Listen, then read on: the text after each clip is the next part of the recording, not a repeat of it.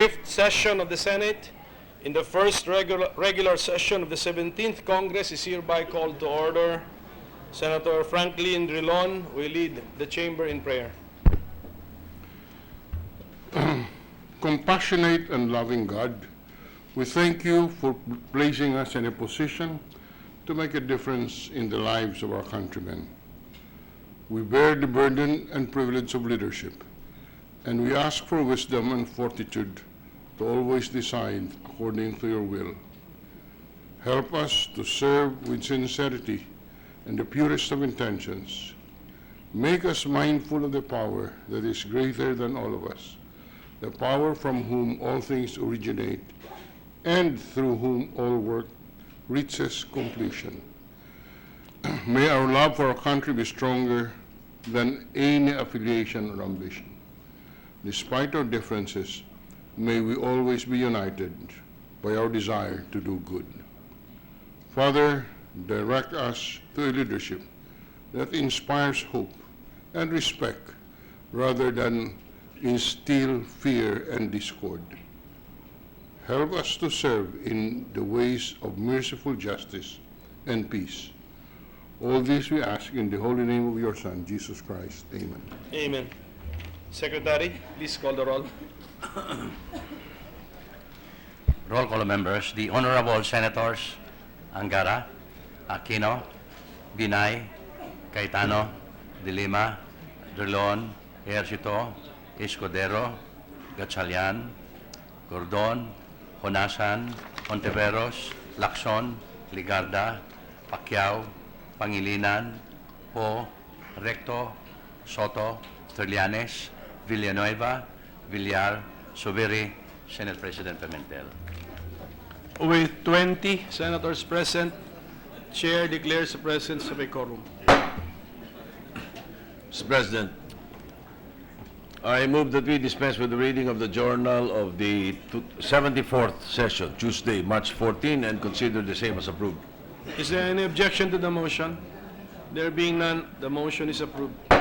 Mr. President, we'd like to greet and acknowledge guests of the Senate in the gallery. We have the guests of Senator J.V. Ejercito from the Junior Chamber International,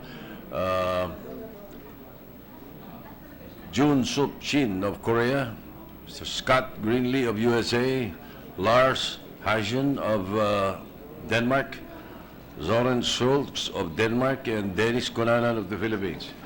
Also the guests of Senator Gordon from the municipality of Santo Tomas, Pampanga, Vice Mayor Gloria Ronquillo, Councilors Nagit, Kiambao, Eufemio, Calaya, Tantanco, David, Juarez, and Tirazol. Also guests from the St. Jude Catholic School, Manila, headed by Mr. Anthony Dalara, and the guests of Senator Ontiveros from the Network to Stop AIDS Philippines, Pinoy Plus Association, One Positive Movement, and People Living with HIV, and Mayor Mary Jane Bayan from Northern Kabuntalan, Maguindanao Province. I'd like to welcome them to the Senate, Mr. President. Welcome to all of our guests, especially the former presidents of the JCI, I being JCI myself. Welcome to the Philippines. Thank you, Mr. President. I move that we proceed with the reference of business and ask the President Pro Tem to join us in the... Is there any objection to the motion to proceed to the reference of business? There being none, the motion is approved. Secretary, please do the reference of business.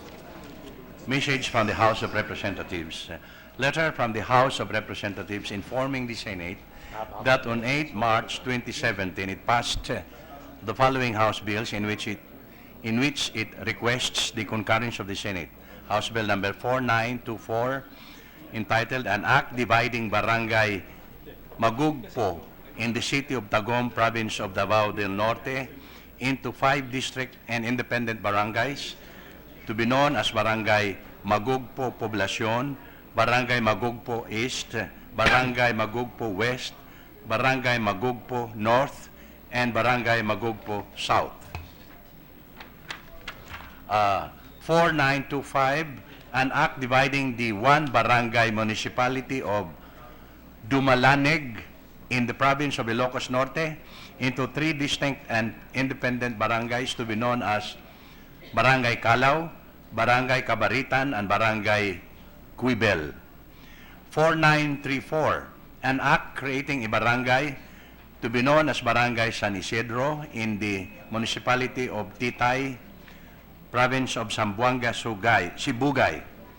4935, an act creating a barangay to be known as Barangay Don Albino Titarok in the municipality of Socorro, province of Surigao del Norte. 4941, an act creating a barangay to be known as Barangay Rizal in the city of Makati. Thank you. Referred to the committees. Refer to the Committee on Local Government and Electoral Reforms and People Participation. 4856, an act establishing a multi-species marine hatchery in the municipality of Hinatuan, province of Surigao del Sur, and appropriating funds therefore. 4854, an act establishing a multi-species marine hatchery in the municipality of Tagkawayan, province of Quezon, and appropriating funds therefore. 4855, an act establishing a multi-species marine hatchery in the municipality of Quezon, province of Quezon, and appropriating funds therefore. Refer to the Committees on Agriculture and Food and Finance. Bills on first reading.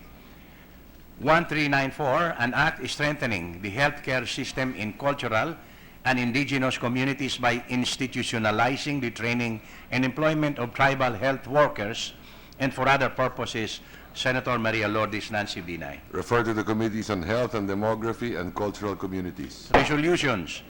328, a resolution directing the appropriate Senate committee to conduct an inquiry in aid of legislation on the alleged violations by some funeral parlors in collusion with law enforcement officers against families of victims of drug-related killings by imposing excessive fees for the services.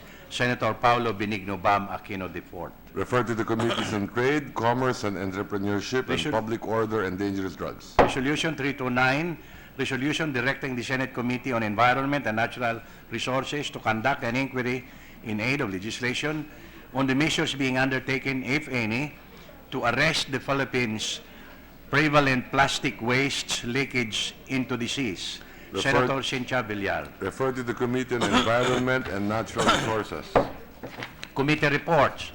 Committee report number 53, prepared and submitted jointly by the Committees on Health and Demography and Social Justice, Welfare and Rural Development on Senate Bill number 1391 with Senators Ligarda, Paulo Benigno Bam Aquino IV, Risa Hontiveros, Joel Villanueva, and Recto as authors thereof, entitled An Act Providing for the Mandatory Health Coverage for All Persons with Disability, amending for the purpose Republic Act number 7277 as amended, otherwise known as the Magna Carta for Persons with Disability, and for other purposes, recommending its approval in substitution of Senate Bill numbers 249, 356, 377, and 796, Senators Joseph Victor Ejercito and Risa Hontiveros. To the calendar for ordinary business. Committee report number 54, prepared and submitted by the Committee on Labor, Employment, and Human Resources Development on Senate Bill number 1392 with Senator Joel Villanueva as author thereof, entitled An Act Providing for a Revised National Apprenticeship Program, clarifying the standards for a training and engagement of apprentices and accreditation of apprenticeship programs, repealing for the purpose Chapters 1 and 2 of Title 2, Book 2 of Presidential Decree number 442 as amended, otherwise known as the Labor Code of the Philippines, and for other purposes, recommending its approval in substitution of Senate Bill number 213, Senator Joel Villanueva. To the calendar for ordinary business.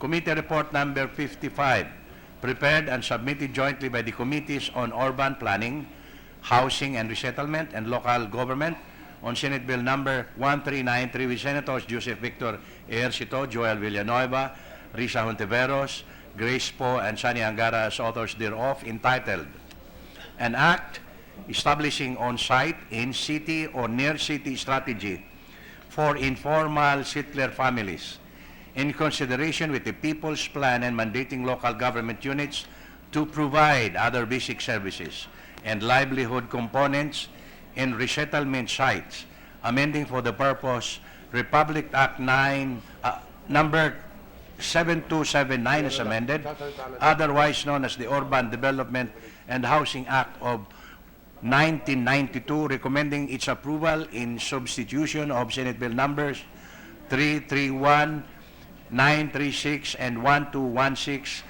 Senator Joseph Victor Ejercito. To the calendar for ordinary business.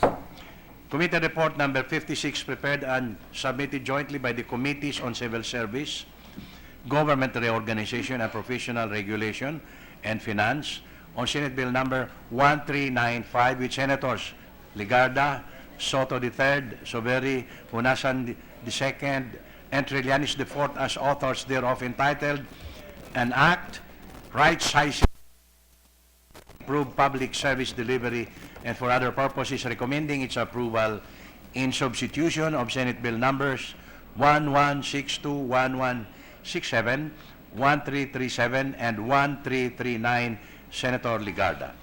To the calendar for ordinary business.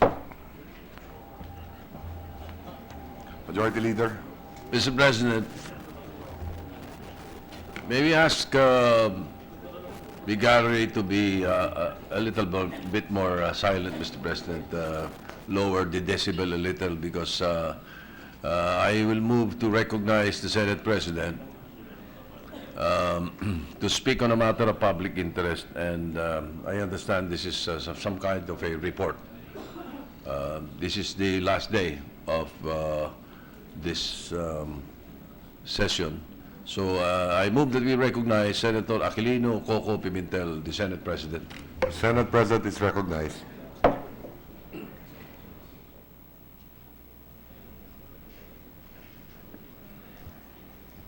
Mr. President, my dear colleagues, I rise to avail of my privilege to speak on a matter of public interest as well as what I call institutional interest, and give my report on the annual parliamentary hearing of the International Parliamentary Union, that is the IPU, held on February 13 to 14 in the United Nations in New York, which I attended. I will also report on my side trip to Tokyo, where I met with the Honorable Hirofumi Nakasone, a member of the House of Councilors of Japan, about our concern with the Asia-Pacific Parliamentary Forum, the APPF. The Philippine Senate is a member of the IPU.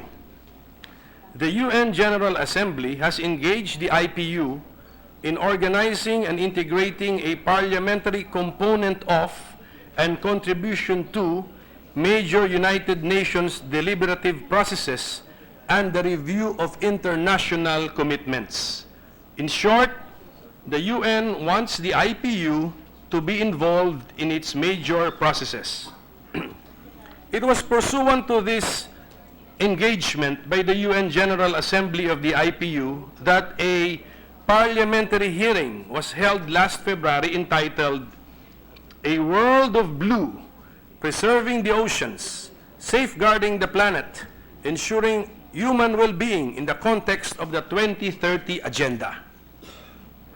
The parliamentary hearing was devoted to oceans, seas, and marine resources, and its conservation and sustainable use, as well as the vast ramifications for economic, social, and environmental policies, both nationally and globally.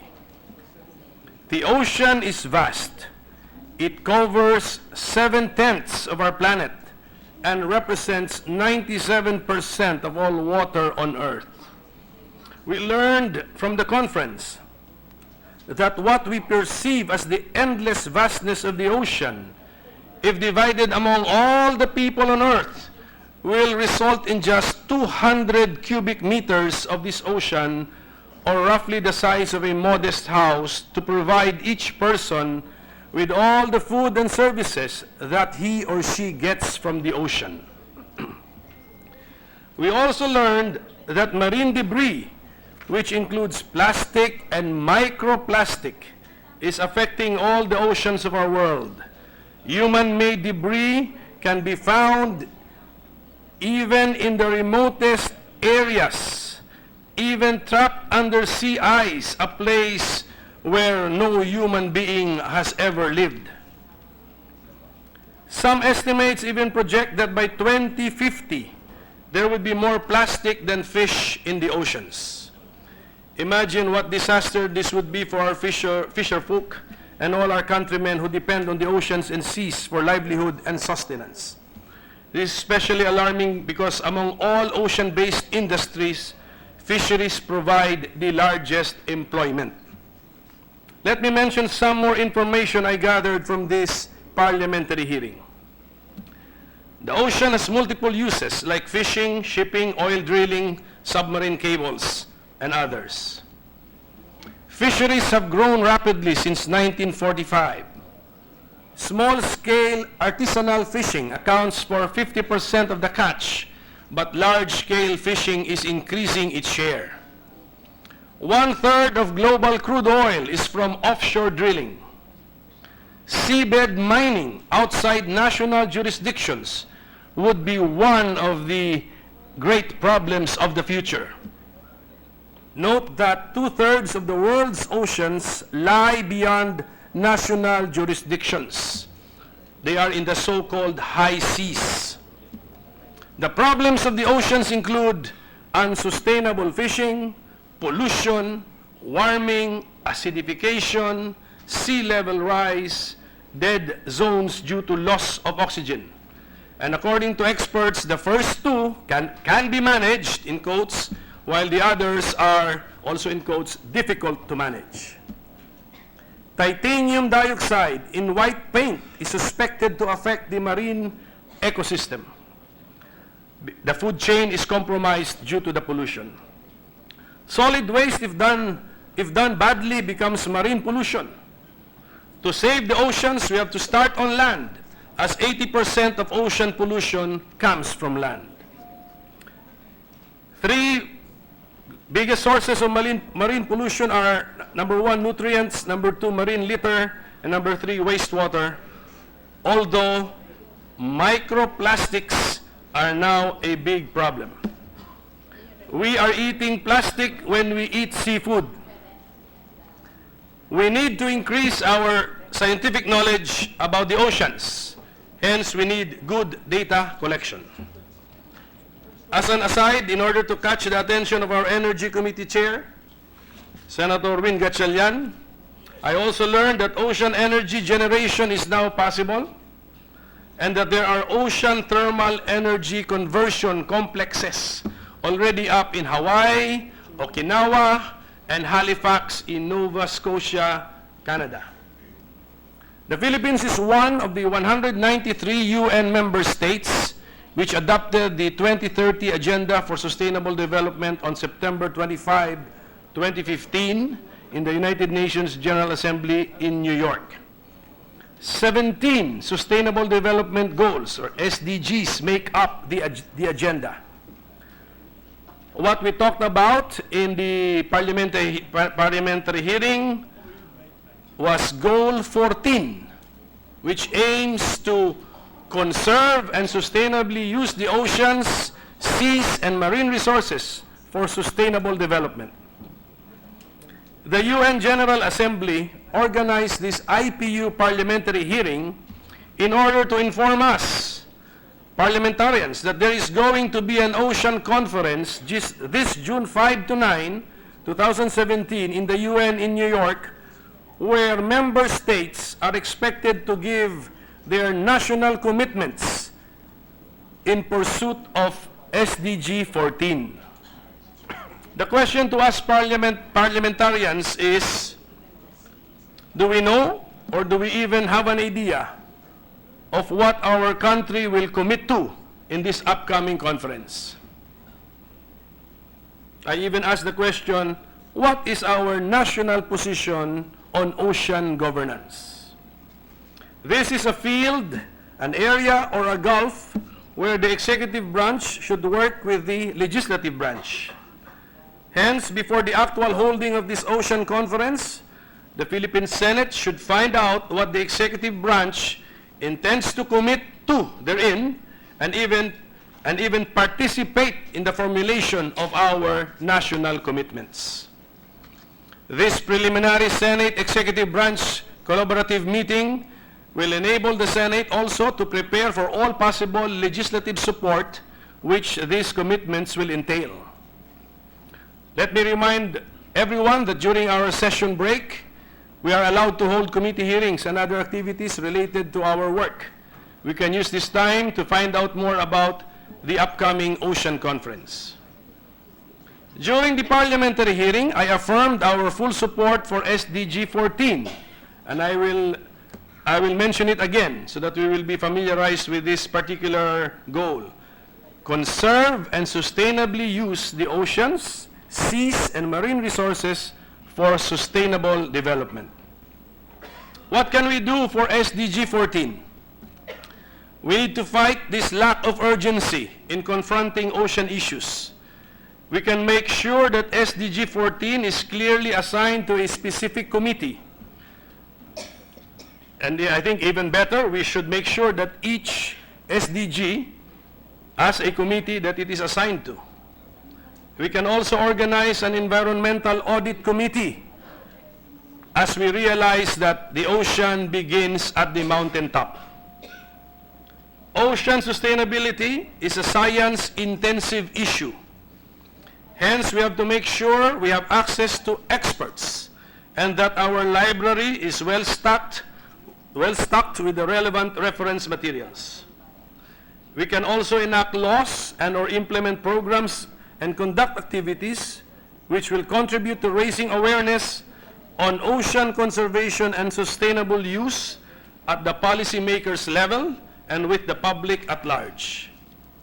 I have recently filed a resolution calling for the full support and active participation of the Senate in the observance of World Oceans Day on June 8 of every year.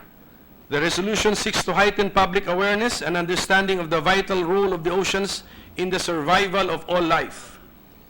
Hopefully, we can encourage their direct involvement among the citizens and instill in them the consciousness of their intergenerational responsibility in the conservation and sustainable use and management of the oceans.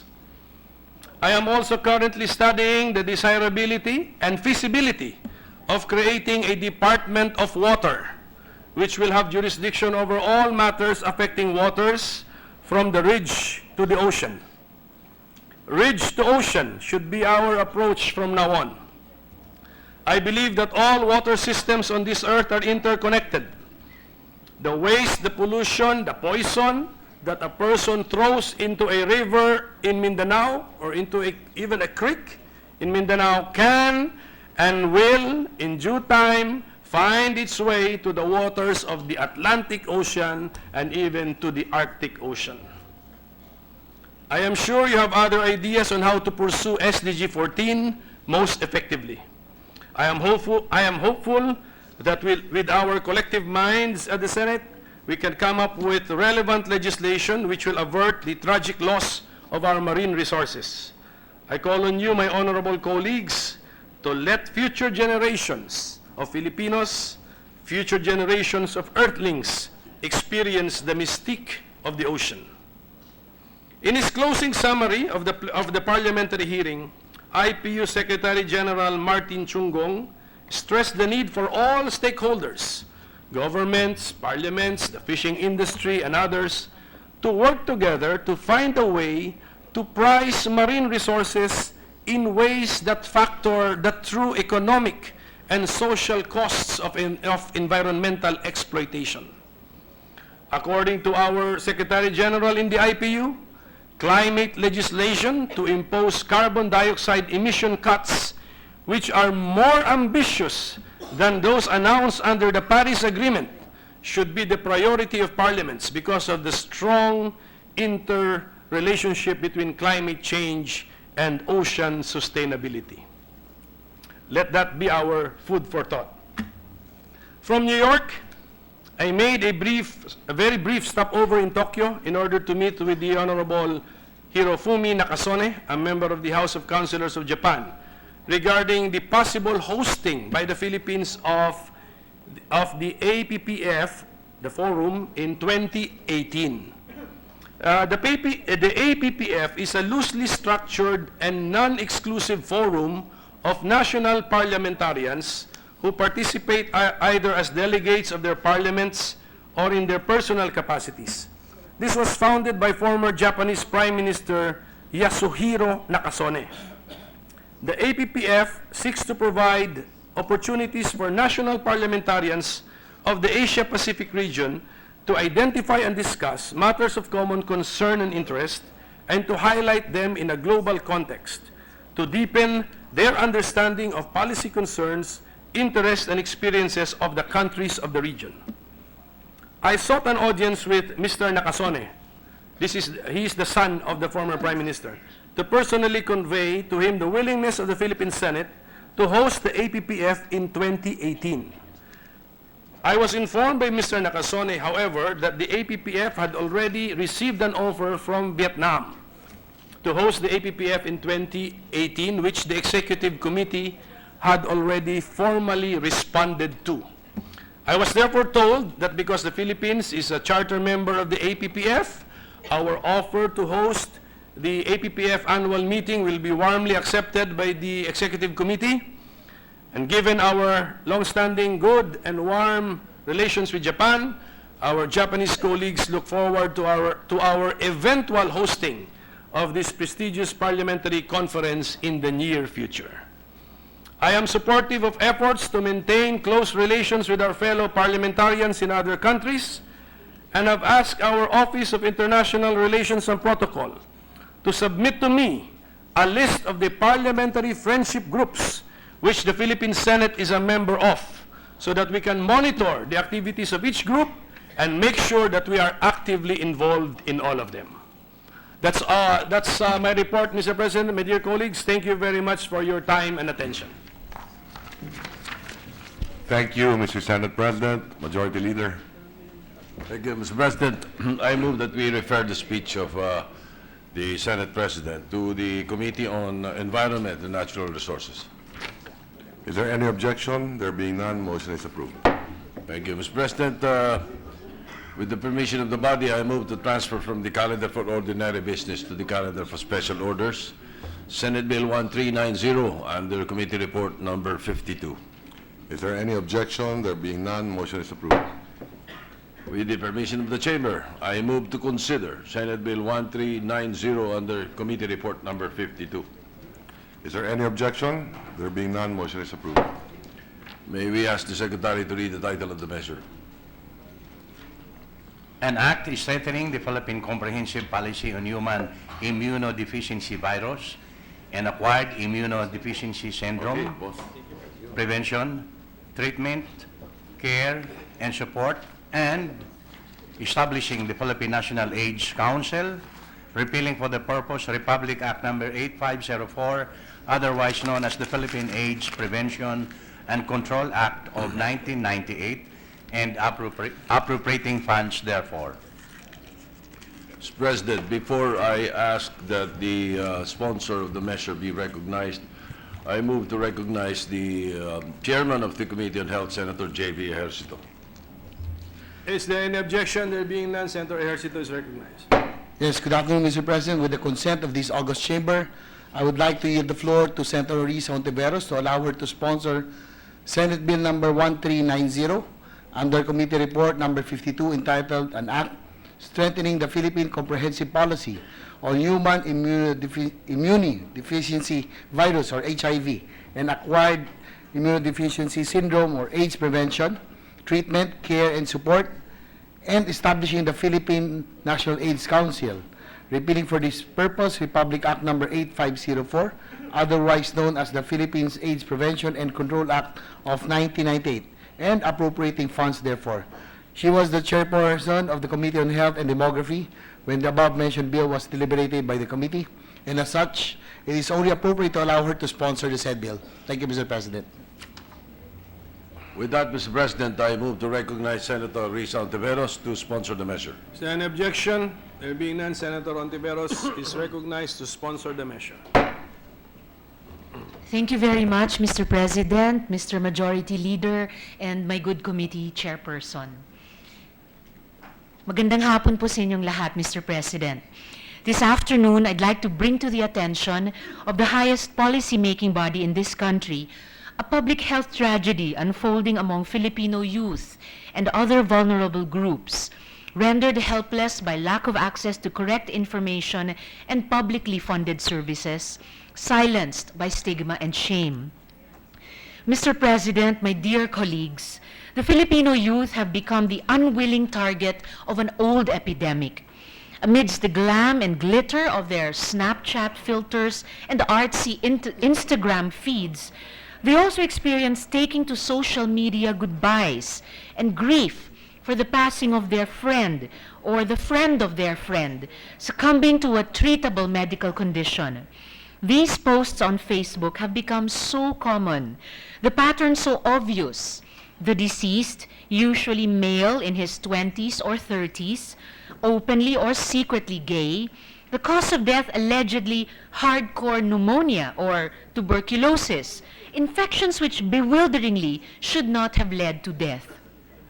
Mr. President, my dear colleagues, as of 2017, araw-araw may 26 o 27 na mga Pilipino ang nadadiagnose na HIV positive. Noong taong 2000, isa kada 3 araw ang naire-report na HIV positive. Noong 2008, 1 case per day. 2010, 4. Siyam noong 2012. 17 noong 2014. Ngayon, 27 kada araw.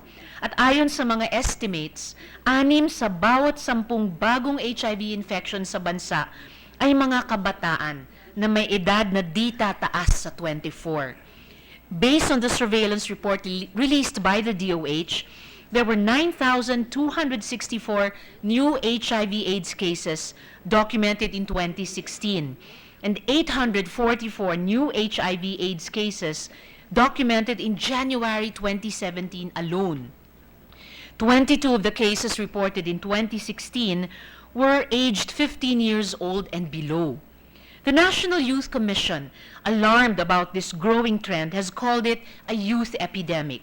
Gone too soon. This is the usual comment from their friends when these young ones inexplicably die and their eulogies are delivered online. What breaks my heart, Mr. President, my dear colleagues, is that this is not the 80s anymore. HIV prevention and treatment strategies can already be designed to reverse HIV incidence and end the epidemic. Pharmacological advances in HIV treatment have transformed HIV into a manageable condition. There are also new HIV prevention approaches, ones that combine biomedical interventions and community-led and human rights-based strategies. These have informed new targets. One of our Sustainable Development Goals is to end the HIV epidemic by 2030. No one has to die of opportunistic infections. The global trend in HIV epidemics is in fast decline. But the Philippines, our dear Philippines, is one of the only 9 countries in the world that registered more than 25% increase in HIV incidence. Moreover, the rapid increase in the last 6 years reflects an alarming landscape. The epidemic is expanding in urban centers, affecting disproportionately populations and communities that are marginalized and vulnerable, young Filipinos, gay and bisexual men, transgender people, and people who use drugs. Despite all this, coverage of HIV testing remains low. Only about 1 out of 2 Filipinos living with HIV is aware of their HIV status. A third of those infected with HIV have no access to life-saving treatment, despite the fact that the vast majority of HIV new cases have been contracted through sexual transmission. Evidence-based interventions to promote safer sex practices have been minimal.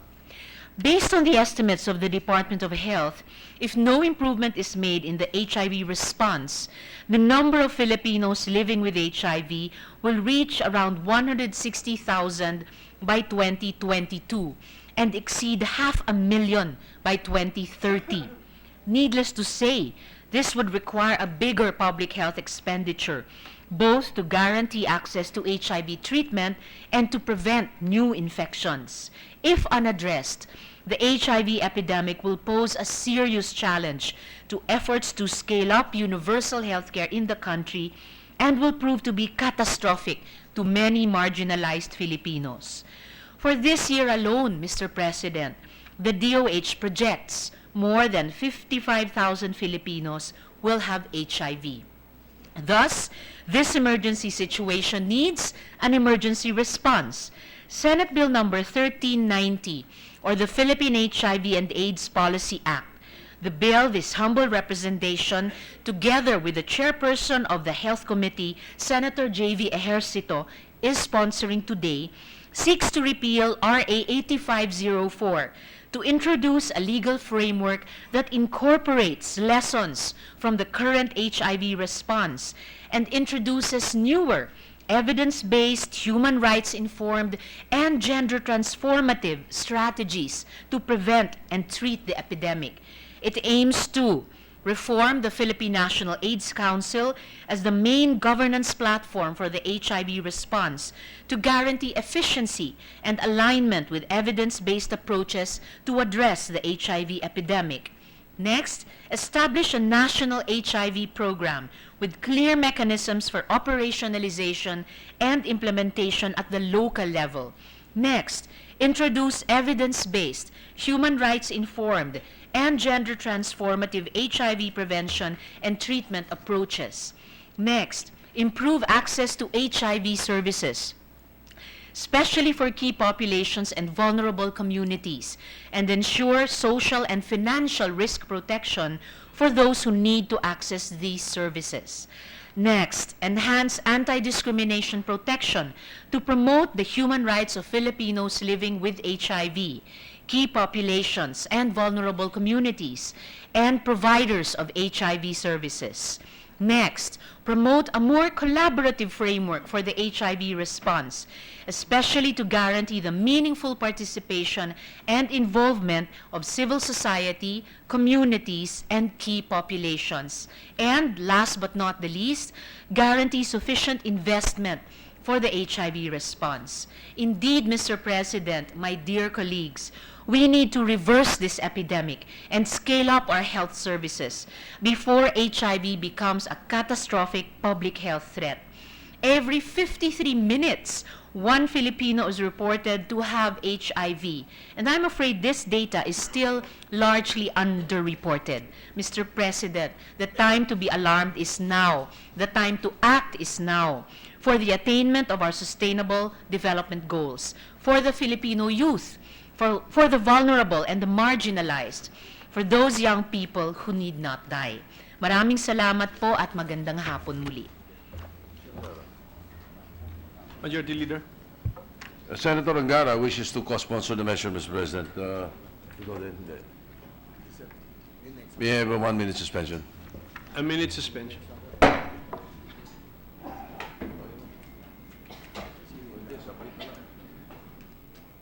Senator Angara.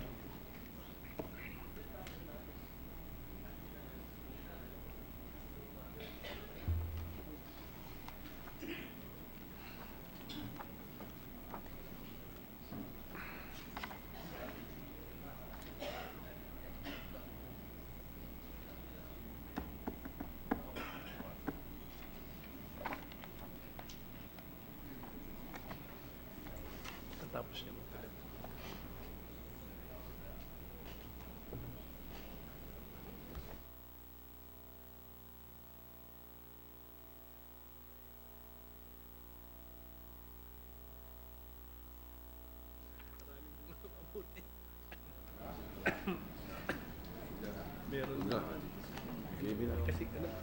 Ready to resume, Mr. President.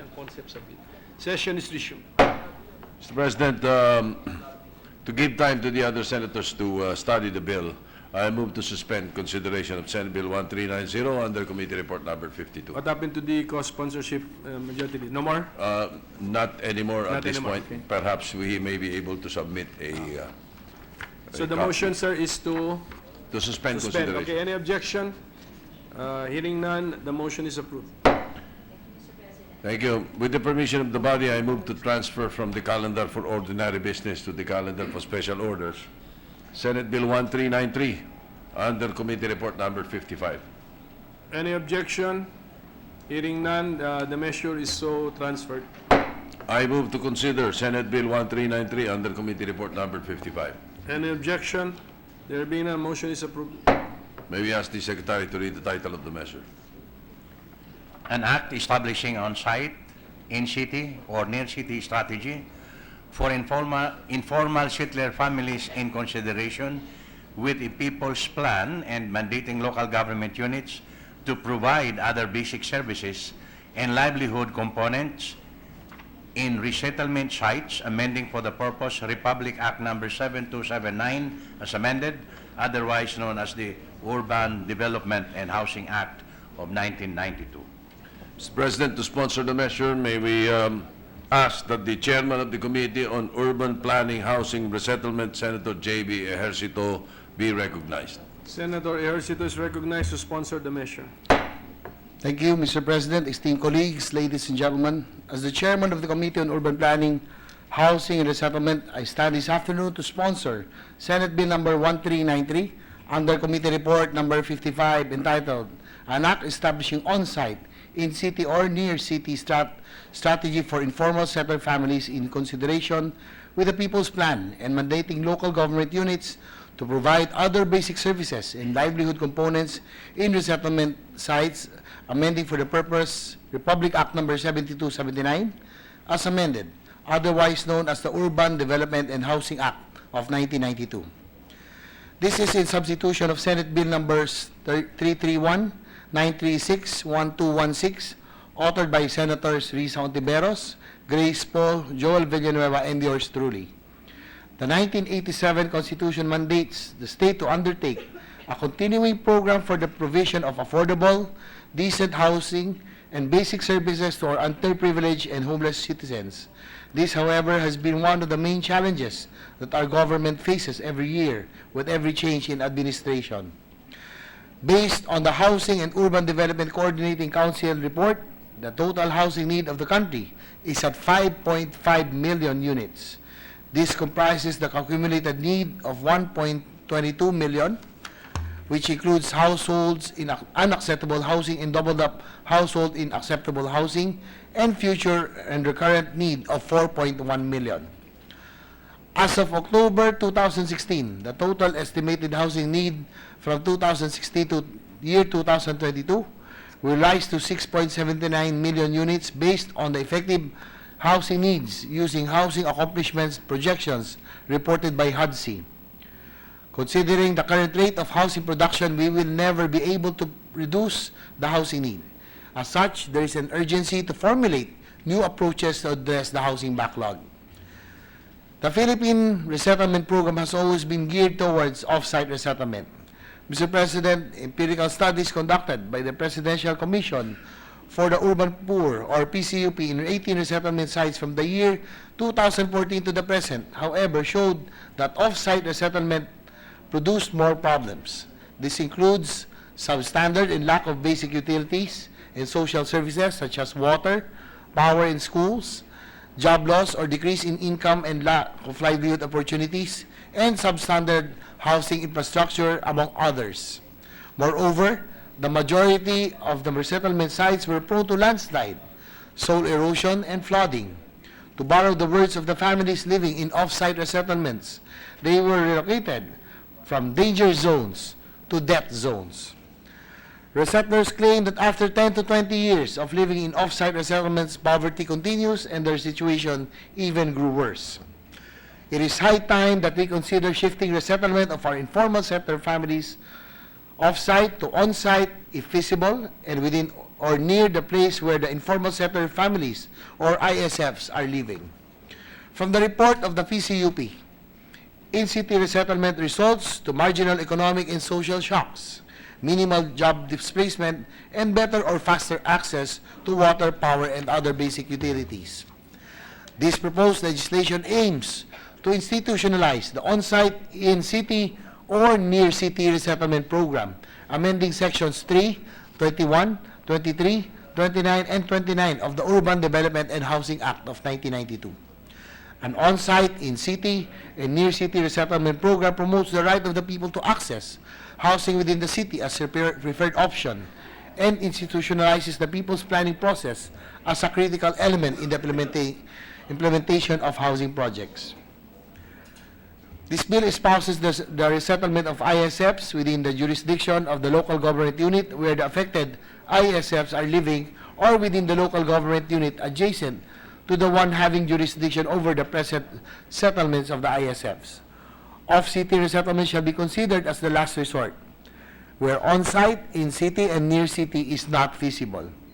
This legislation reinforces the concept of people's plan approach, whereby the beneficiaries themselves participate in the planning and implementation of government housing programs of which they are the beneficiaries, with the technical assistance of concerned government agencies.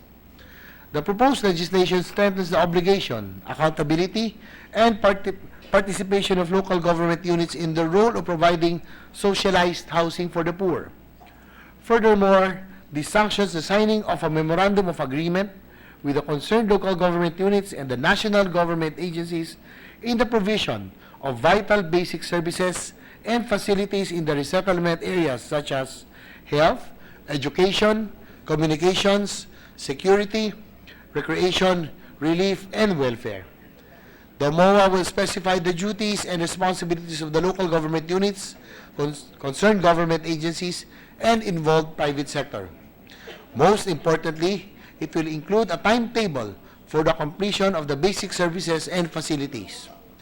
This proposed amendment will address the issue of the delay of water, electricity, and other utilities in resettlement areas.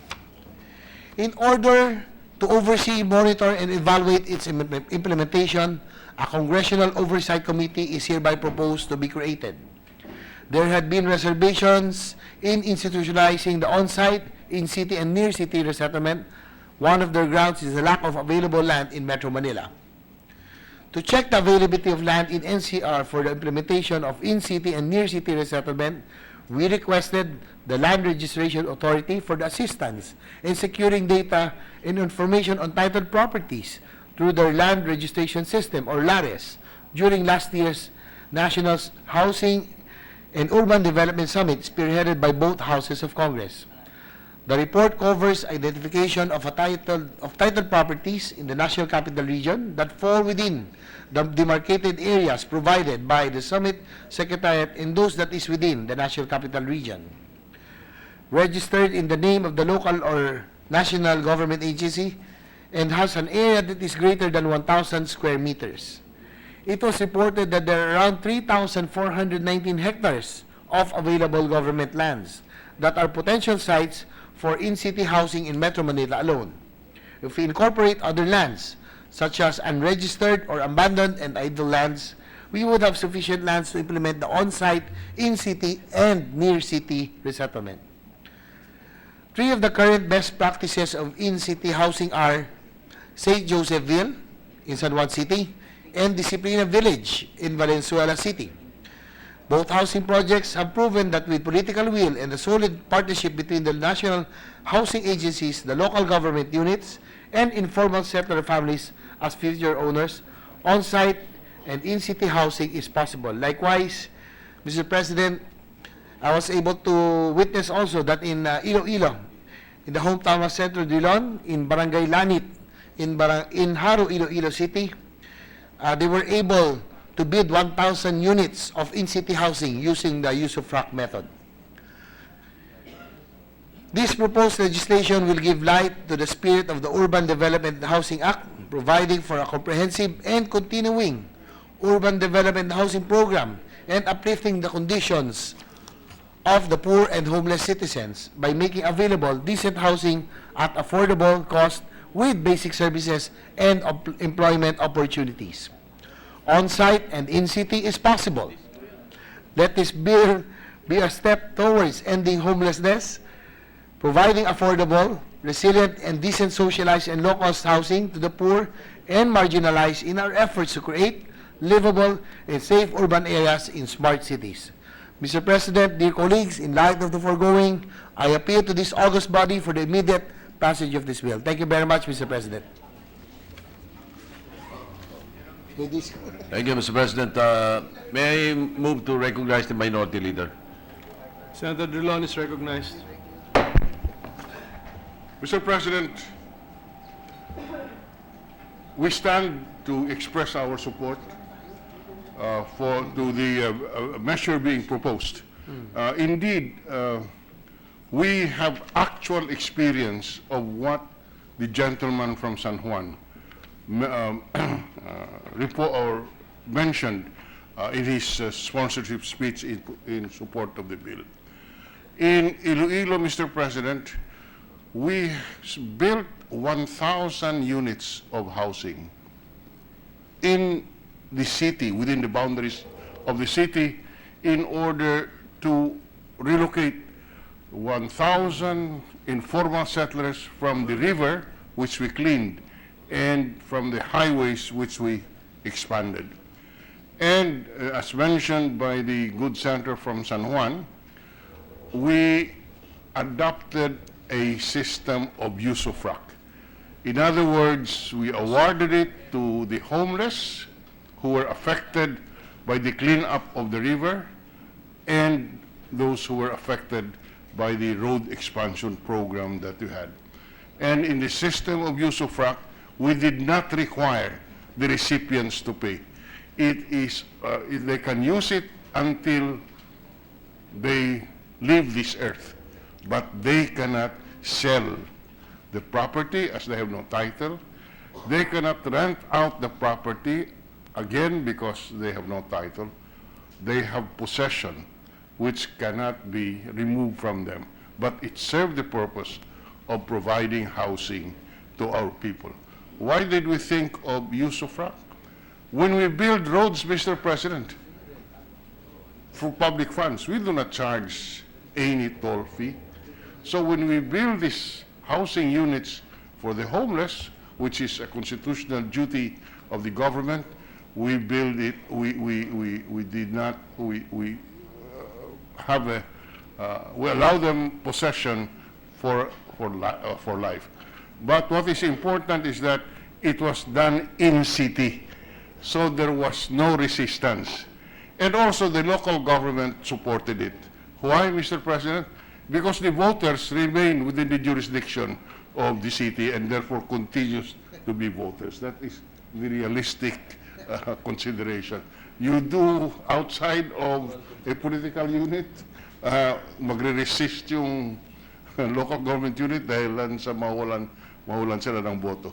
That's another advantage which the good gentleman did not mention, but is a reality that you face when you do relocation. Thank you very much, Mr. President. May we recognize Senator Sherwin Gatchalian. Senator Gatchalian. Thank you, Mr. President. Just a brief manifestation, Mr. President. First of all, let me thank Senator JV for including us as one of the best practices in terms of in-city relocation. Clearly, Mr. President, there's no one-size-fits-all solution to housing, especially when you talk about the urban setting. In Metro Manila, the same with Iloilo, land prices are very expensive, and moving out families from the urban centers to the rural centers becomes a very big social problem of everyone. The city itself, including the new host municipality. That's why this bill really is an innovative bill, and it includes the participation of LGUs. And I concur with Senator Drilon that it's important that we get the LGUs involved, because the LGUs will play a very important role, especially when it comes to political will. So I laud the good senator for coming out with this bill, and I'm looking forward to enabling this law so we can once and for all give our constituents decent housing in the urban centers. Congratulations. Thank you. Thank you to to Senator Drilon, Senator Gatchalian for your support, and likewise, Mr. President, the main reason why this representation filed this measure is because through the decades we have followed the system wherein the offsite, wherein government or socialized housing units are socialized housing projects are done in the far-flung in the provinces because of the cheap cost of land. But however, we have found out that it has become a cycle because, Mr. President, after a long while, because most of them will be displaced from jobs and there are no complete utilities and facilities, probably about 15 to 20% only remain in this socialized housing. In effect, Mr. President, we are throwing billions of money in this off-site resettlement area. That's the reason, Mr. President, that I'm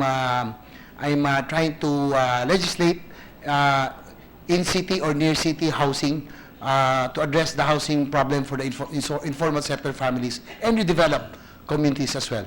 Thank you, Mr. President.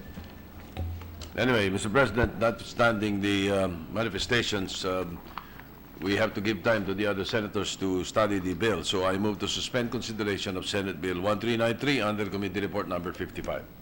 Any objection? There being none, we suspend consideration of the measure. Mr. President, I move to transfer from the calendar for ordinary business to the calendar for special orders Senate Bill 1395 under Committee Report Number 56. Any objection? There being none, motion is approved. With the permission of the body, I move to consider Senate Bill 1395 under Committee Report 56. Any objection? There being none, motion is approved. May we ask the Secretary to read the title of the measure, Mr. President? An act right-sizing the national government to improve public service delivery and for other purposes. Mr. President, to sponsor the measure, may we ask that Senator Loren Legarda be recognized. Senator Legarda is recognized.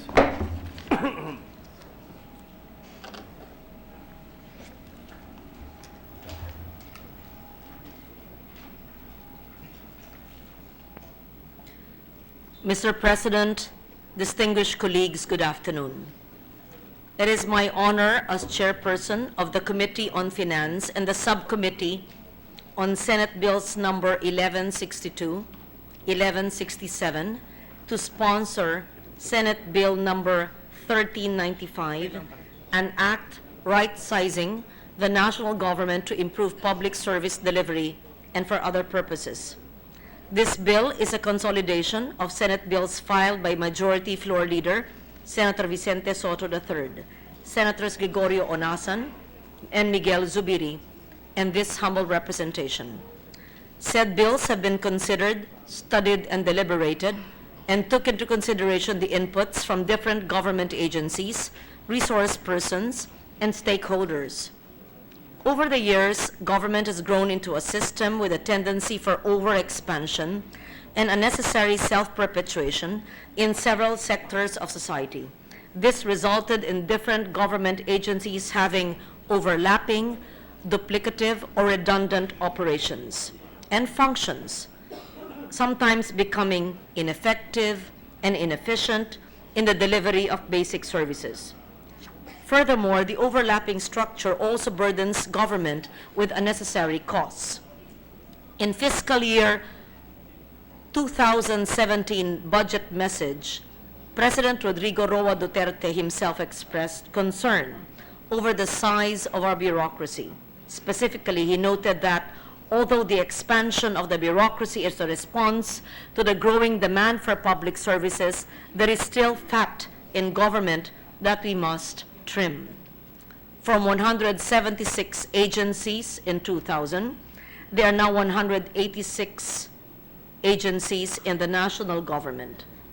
Moreover, the national government workforce currently stands at 1.6 million compared to 1.1 million positions in 2000. The increase in the number of government agencies without doubt has a significant impact on our budget. For 2017, 29.57% of our budget of 3.35 trillion or 990.5 billion pesos is allocated for Personnel Services, PS. This is an increase in the share of PS from 27.05%, 812 billion pesos in 2016, and 28.62%, or 746 billion in 2015. Aside from these budgetary implications, a big bureaucracy has a negative impact on government performance and efficiency. For example, the overlapping jurisdictions and redundant functions of several agencies result in confusing regulatory rules, duplicating requirements, red tape, and inefficient delivery of public goods and services, which could be detrimental to the Filipino people. Moreover, to continue funding these redundant and outdated agencies is certainly a waste of our limited resources. Mr. President, it is time we address the inefficiencies brought about by the fat in government by rationalizing and right-sizing the functions and organizational structure of the different agencies in the executive branch. With the passage of this bill, the national government will implement a right-sizing program that would further enhance the government's institutional capacity, thereby giving more value to taxpayers' money and be responsive to the changing demands of the public. May we highlight that the program is a function-based effort, which means that it aims to refocus government efforts to the performance of its core and essential functions and to improve delivery of services to the people. This program will help agencies simplify their respective systems and processes, as well as adopt productivity enhancement measures to reduce the processing time of transactions and to eliminate unnecessary regulatory requirements, thereby providing faster and high-quality services to the public. This bill will cover all agencies in the executive branch, including departments, bureaus, offices, commissions, boards, councils, and all other entities attached to or under their administrative supervision, as well as government-owned and controlled corporations, GOCCs not covered by RA number 10149 or the GOCC Governance Act of 2011. The legislature, the judiciary, the constitutional commissions, Office of the Ombudsman, and local government units may, within their respective authorized appropriations and financial capability, likewise right-size the respective offices consistent with the principles and guidelines contained in the bill. On the other hand, the Governance Commission for GOCCs will continue to exercise its authority under RA 10149 to reorganize, merge, streamline, abolish, or privatize any GOCC in consultation with the agency to which the GOCC is attached.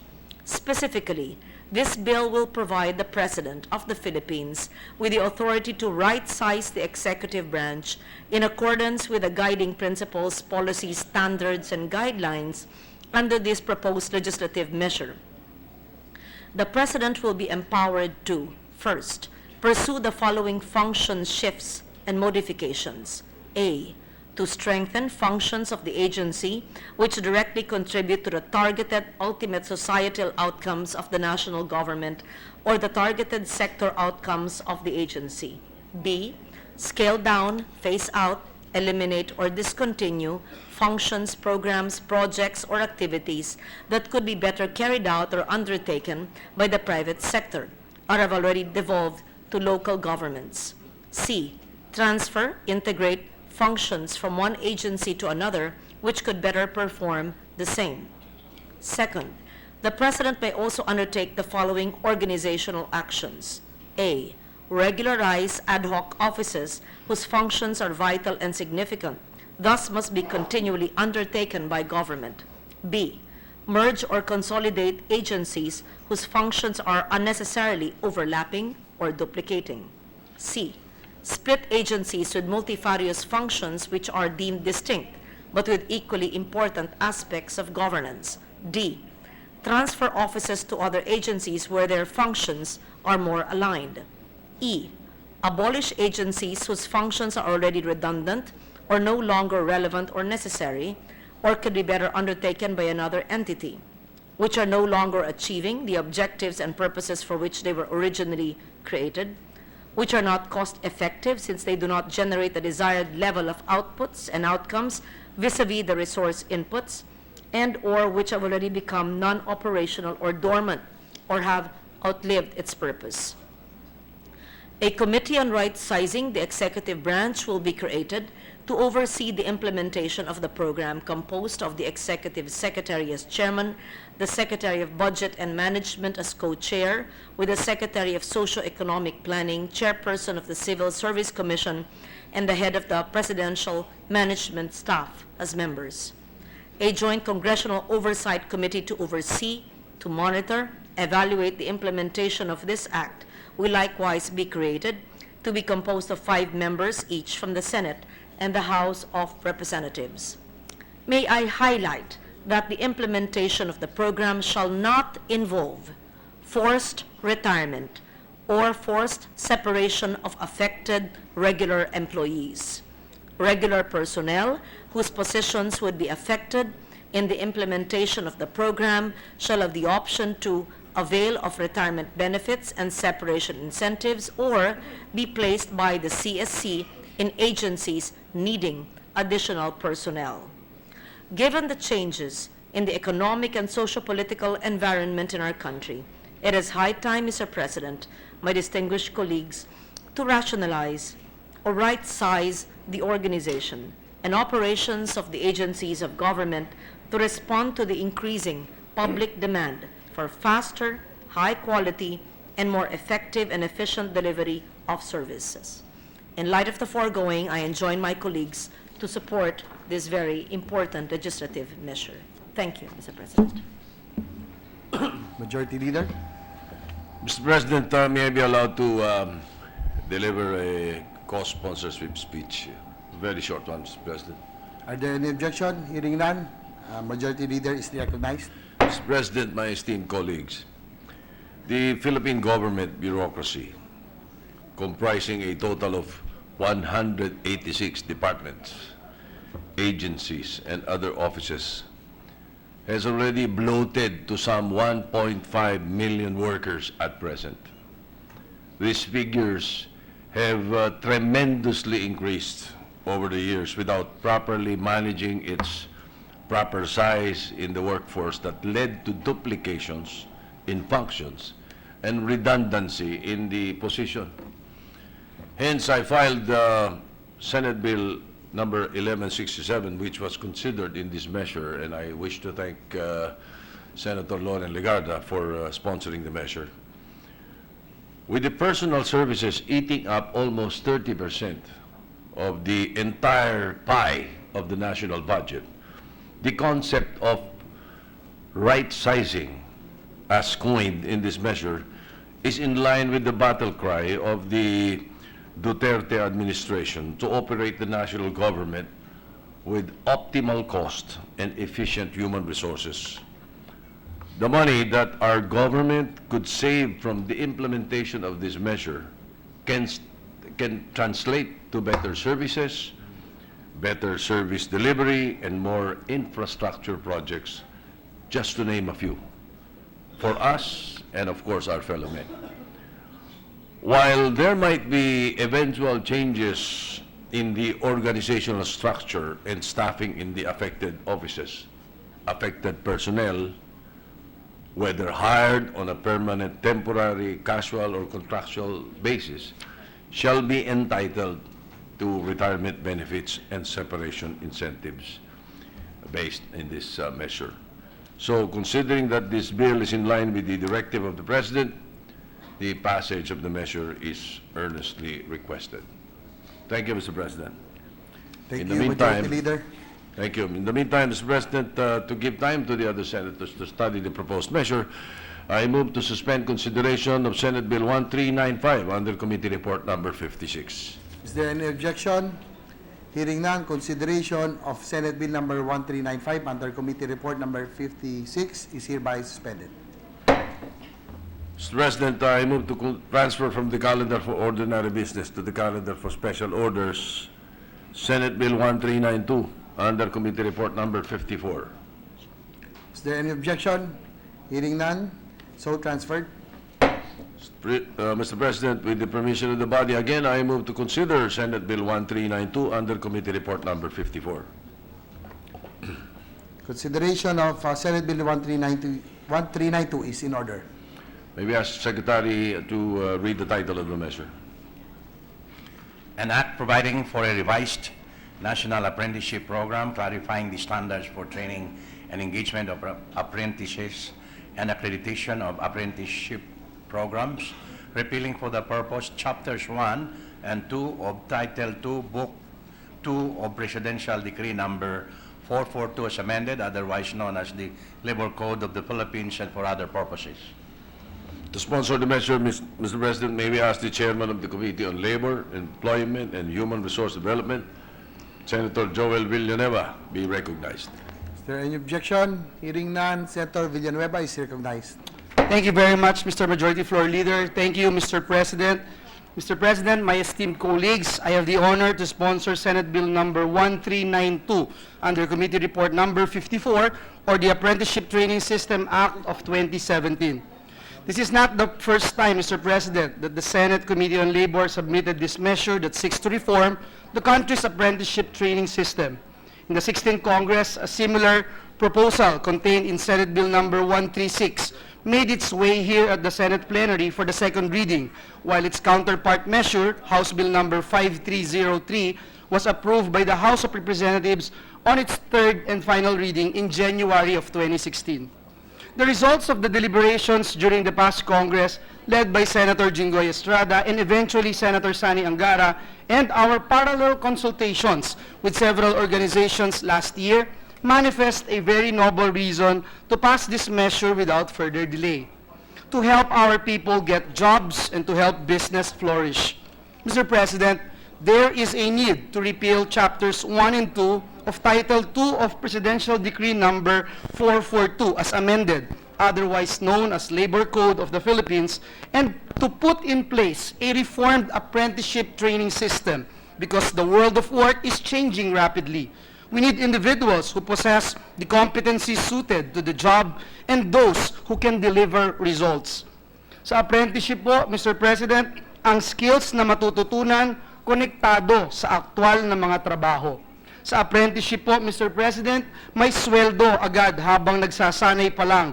May pagkakataon pang matuto kahit ang mga out-of-school youth natin at ang mga unemployed. Sa apprenticeship po, Ginoong Pangulo, mas mataas ang posibilidad na ma-absorb ang mga apprentices pagkatapos ng training. Mr. President, your committee believes that our reformed apprenticeship system will improve our people. It will improve the business sector. For the past 6 years, Mr. President, from 2010 to 2016, we produced more than 12 million TechVoc graduates.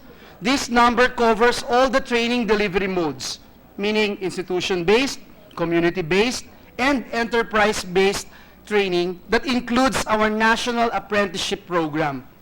Unfortunately, Mr. President, the number of graduates in our apprenticeship program represented only 5%, or 474,962 out of the 12,110,210 graduates in all delivery modes. Mr. President, the small number of apprentices and the number of participating companies point to the need to institute reforms in our existing National Apprenticeship Training Program. We couldn't agree more to the Joint Foreign Chambers of the Philippines that such a small number indicates the importance of reforming and expanding the program to provide a route to long-term jobs for a much larger number of young Filipinos. Mr. President, base po sa karanasan at sa mga datos na ating nakalap, basta't ginagawa ang pagsasanay sa loob ng mga pagawaan o sa loob mismo ng kumpanya, garantisado pong akma ang skills sa trabaho. Halimbawa po, sa training program ng TESDA at SAPI o Semiconductor and Electronics Industry in the Philippines, halos lahat po ng mga trainees o 97% ay nabigyan ng trabaho. Sa isa pang training program ng TESDA, doon po sa partnership with IT BPM o Business Process Management, umabot po sa 70.7% ng mga near hires ang agad nabigyan ng trabaho. Dalawang halimbawa lamang po ito, Ginoong Pangulo, sa mahigit 600 industry partnerships ng TESDA sa nagdaang 6 na taon. Indeed, Mr. President, work-based learning is the trend because jobs are fast evolving. Jobs are becoming obsolete or replaced with new ones due to automation and new technologies that require new skill set that can be learned at real time at the workplace. Mr. President, your committee believes that the workplace is the best training institution today. Halimbawa po, si Dave Lawrence Pacanza, taga Calamba, Laguna po siya at naging scholar ng Ampon ni Don Bosco Foundation para sa 10-month automotive mechanics course. Pagkatapos po mag-training sa Don Bosco, napili po siya ng Porsche para sa service mechatronics course sa PGA Cars dito po sa Mandaluyong. Sabi po niya, 9 na buwan po siyang nagko-commute mula Calamba hanggang Makati sa kagustuhan po niyang makumpleto ang training sa isang prestigious brand. Sa PGA Cars, natutunan po ni Dave ang Porsche transmission and vehicle electronics involving fiber optics. At dahil po sa akamang training sa loob mismo ng Porsche, isa po si Dave sa mga napisil na mabigyan ng trabaho sa Porsche Center doon po sa Abu Dhabi. Si Noima Frejoles naman po, siya na ho ang nagsabi, dati po siyang tambay at overage jobless engineering graduate. Matagal na po siyang unemployed at halos mawalan ng gana sa buhay dahil sa pagpanaw ng kanyang ama. Kumuha po siya ng automotive servicing NC2 sa TESDA Women's Center dito po sa Taguig. At pagkatapos po ng kanyang on-the-job training sa Hyundai sa Pasig, na-absorb po siya ng kumpanya at ngayon siya ang warranty administrator doon. Mula noon, bumalik po ang sigla sa buhay ni Noima at mabilis na na-promote sa kanyang trabaho. Indeed, Mr. President, there is no substitute to the actual work-based training, learning, which can allow young workers to learn from experienced workers or business people. I believe that the revised apprenticeship bill will enable Filipinos to learn from their fellow Filipinos. Mr. President, the proposed apprenticeship law aims to increase employability of youth through responsive training at the workplace. Let's say that a certain Juan de la Cruz wants to join the apprenticeship program. Under the proposed measure, one should be at least 15 years of age. He can enter any apprenticeable occupation that is specified by the industry body and approved by the TESDA board.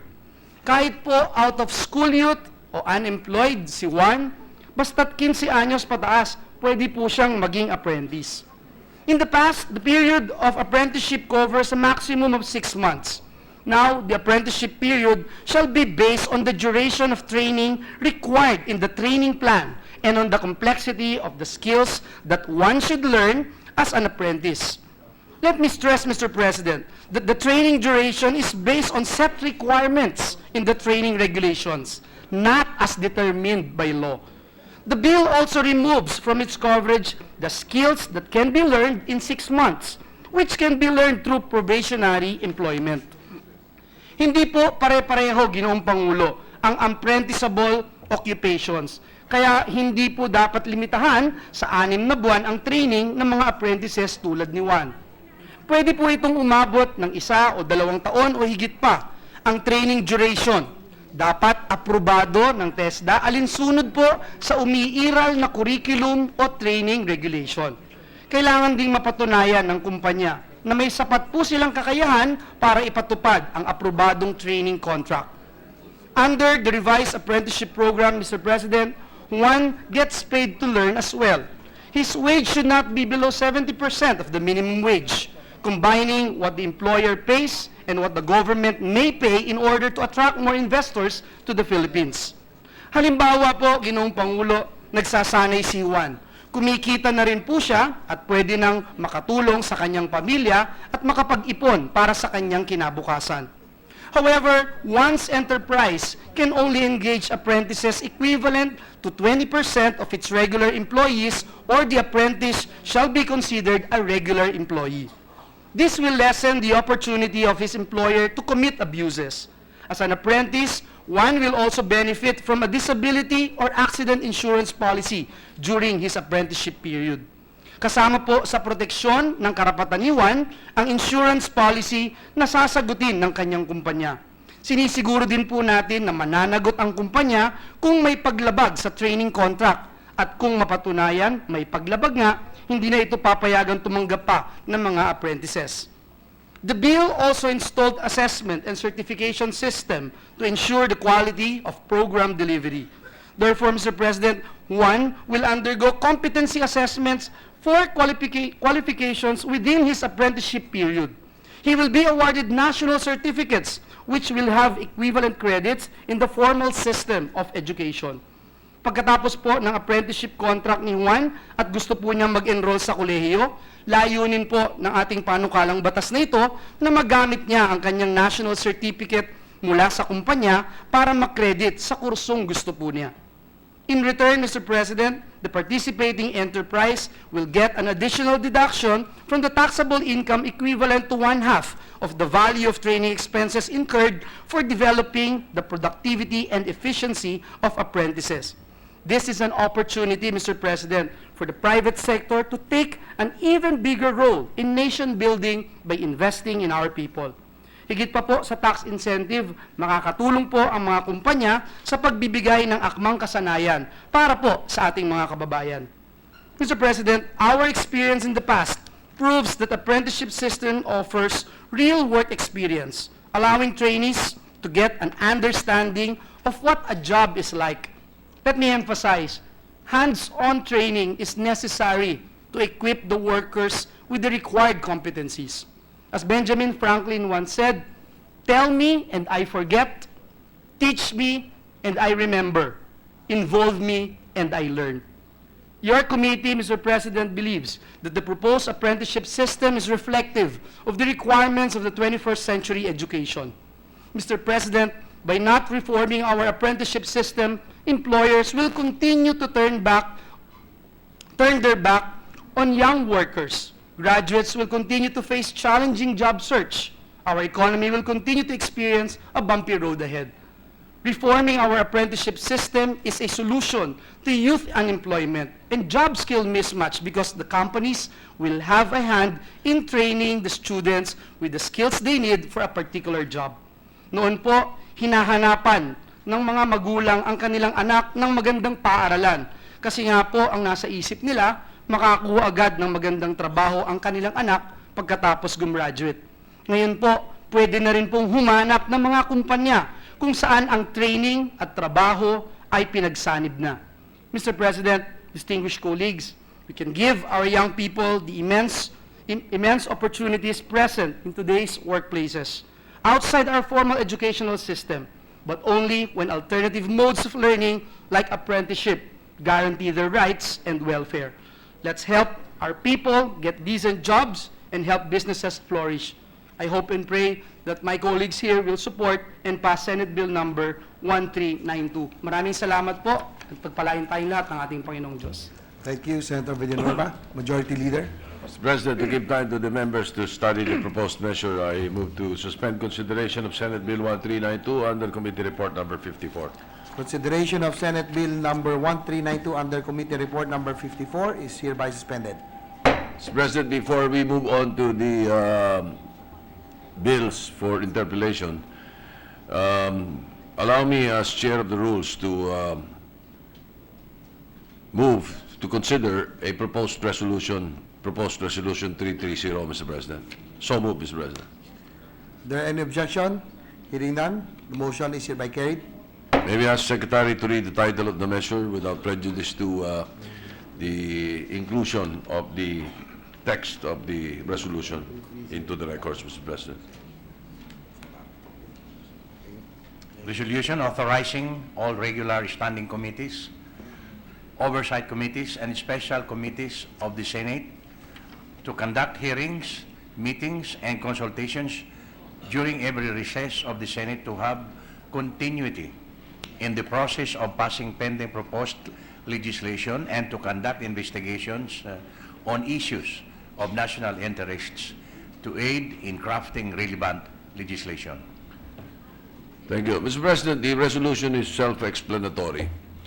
They've done this before numerous times, but the only difference this time is the last resolutory paragraph, which says that resolved finally that this resolution shall take effect on the date of its adoption and shall remain in force until amended and or repealed.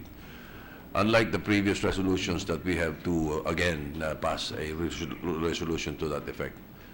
So with that, Mr. President, I move to adopt PS Resolution 330. And before that, maybe ask the Minority Leader to be recognized. Minority Leader is recognized. Just a brief question for clarification. We have no objections to this measure, Mr. President. We just like to know whether or not this will be effective Congress after Congress or only during the break of one Congress. During the break of one Congress. So in the 18th Congress, we have to adopt we will have to adopt. another measure. Yes. Thank you very much. Thank you. Thank you, Minority Leader. Thank So you. there's a motion by the Majority Leader to approve Senate Resolution number 330. Are there any objections? Hearing none, the said resolution is hereby approved. Thank you. Mr. President, may we have a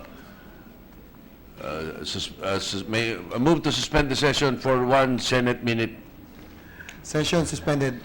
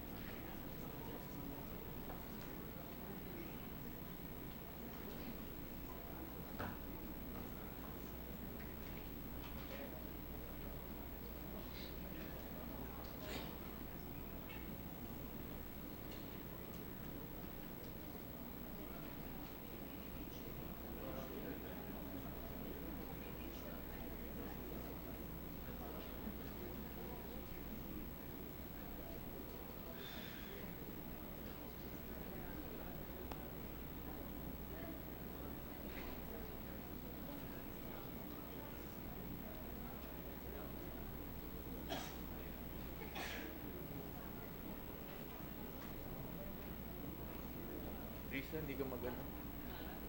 Snacks.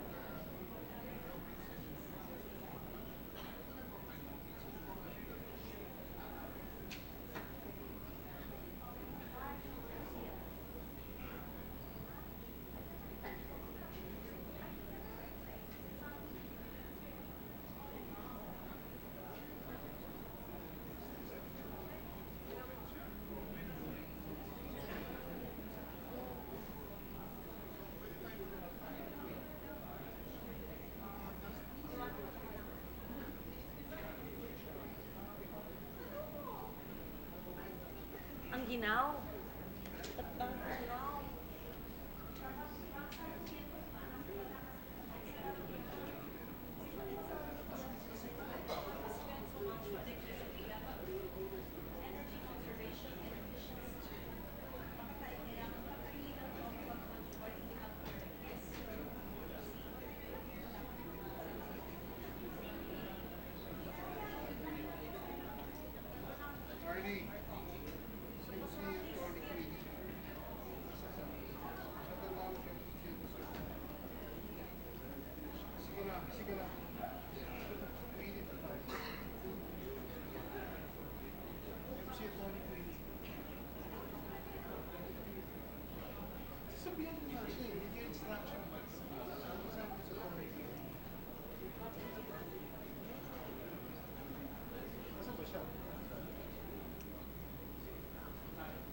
Tawagin mo sa OSEC na siya.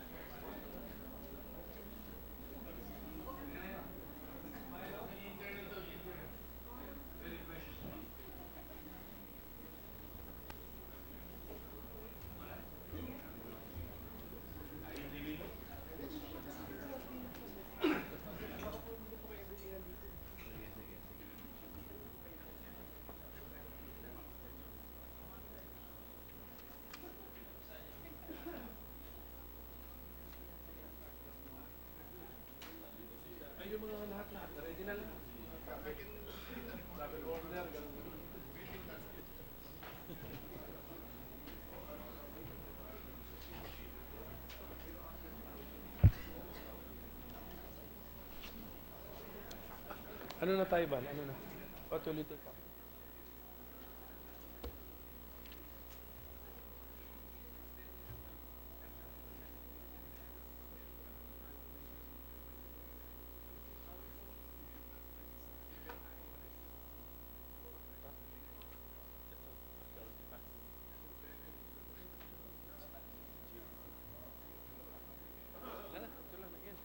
Interpellation na lahat.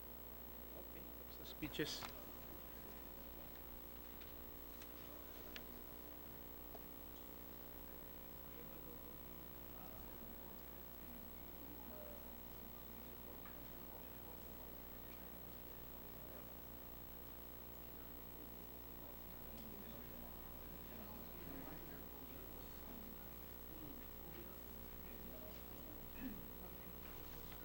Akin na nga yung telepono ko.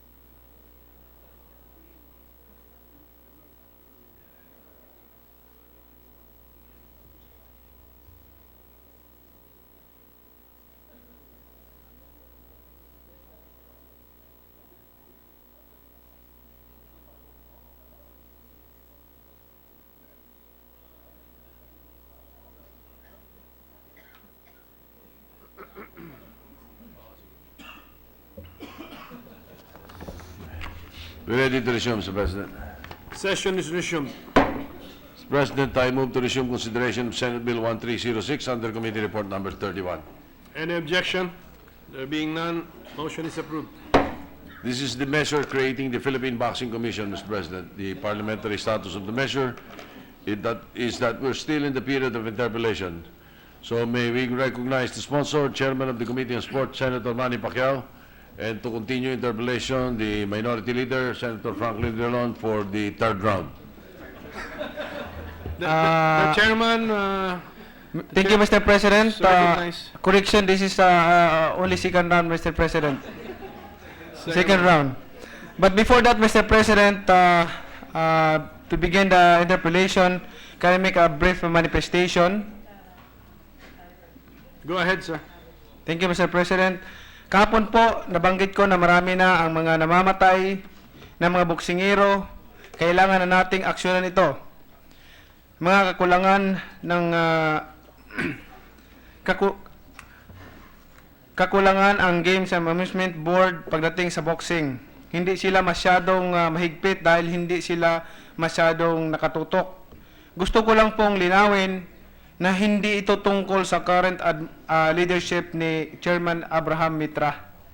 There is no question about the competence of the current GOV administration.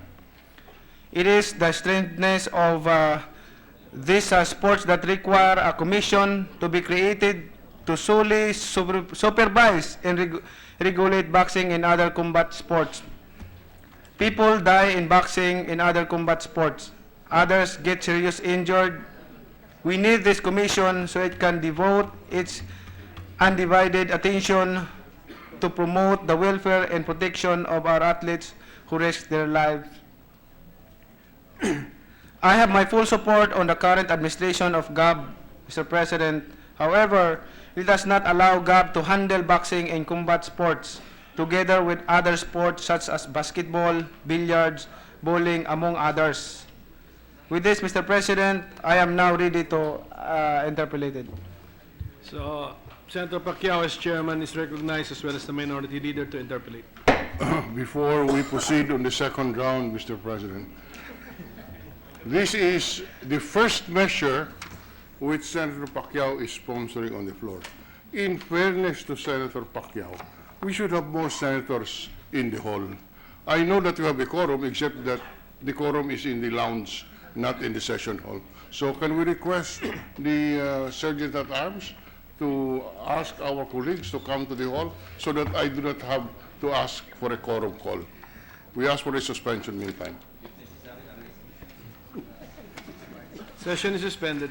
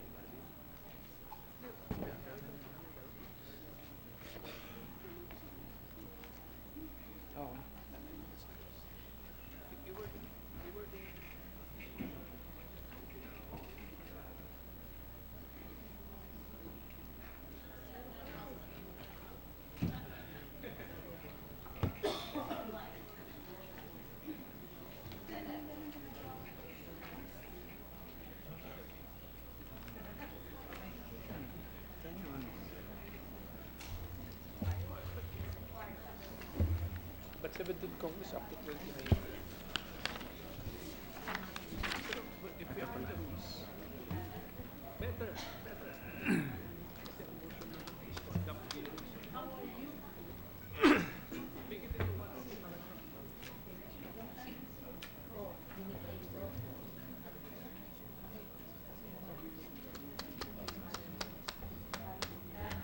What is the what is the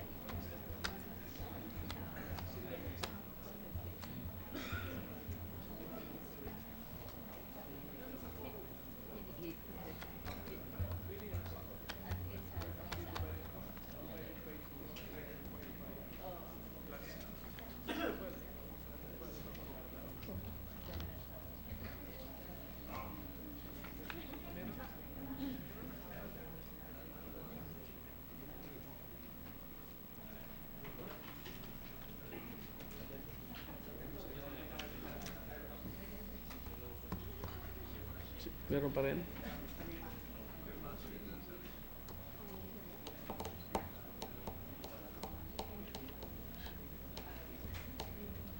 Hindi ka magtanong. Ano to?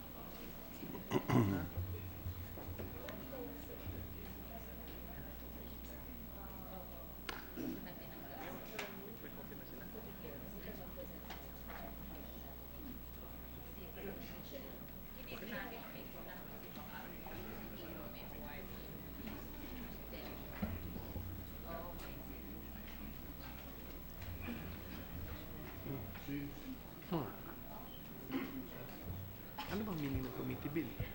Kasi nagustuhan niyo noon. I have not seen it yet, but I saw the card. Thank you.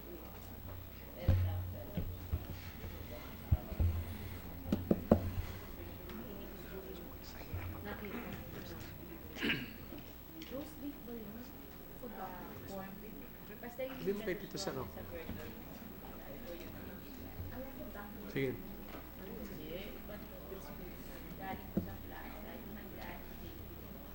Tito Sen, we can resume. Pwede.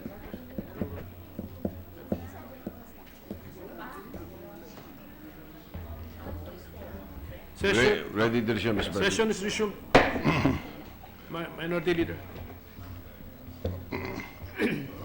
Mr. President, will the gentleman continue to yield the floor for questions on the bill? It's my pleasure, Mr. President. Okay, Mr. President, on page 1, section 3, the license authorizing a person or entity to be a professional boxer, to perform duties as a coach or trainer of a professional boxer, a promoter for a professional boxer, or a judge or referee. The licenses presently is issued by the Games and Amusement Board. Correct, Mr. President. All right. The permit authorizing a person or entity to hold, promote, engage in the conduct or operation of a professional boxing match, the permit is issued presently by the Games and Amusement Board. That's correct, Mr. President. The license to a professional boxer, which would authorize the boxer to receive sums of money or other compensation as salary or prize money for fighting in a boxing match, that license today is issued by the Games and Amusement Board. Correct, Mr. President. Is that correct, sir? Yes, Mr. President, that's correct. The license to a promoter, primarily responsible for organizing, promoting, producing a professional boxing match. Is the license being issued today by the Games and Amusements Board? That's correct, Mr. President. Now, are these, would the Games and Amusements Board be efficient in performing their functions in issuing these licenses? Have you heard of any anomalous practice in the issuance of the license? Mr. President, allow me to explain. The GOV can issue but permit. first answer first. Have we heard of any anomaly, any malpractice in the issuance of these licenses and permits by the Games and Amusements Board? None, Mr. President. There Never are heard. none. All right. So they have been performing their task efficiently and with integrity and with honesty. That's correct, Mr. President. So why are we creating a new body to take over these functions? Allow me to explain, Mr. President, for Yes, this please. purpose. The purpose of this boxing commission is someone that commission to focus and supervise strictly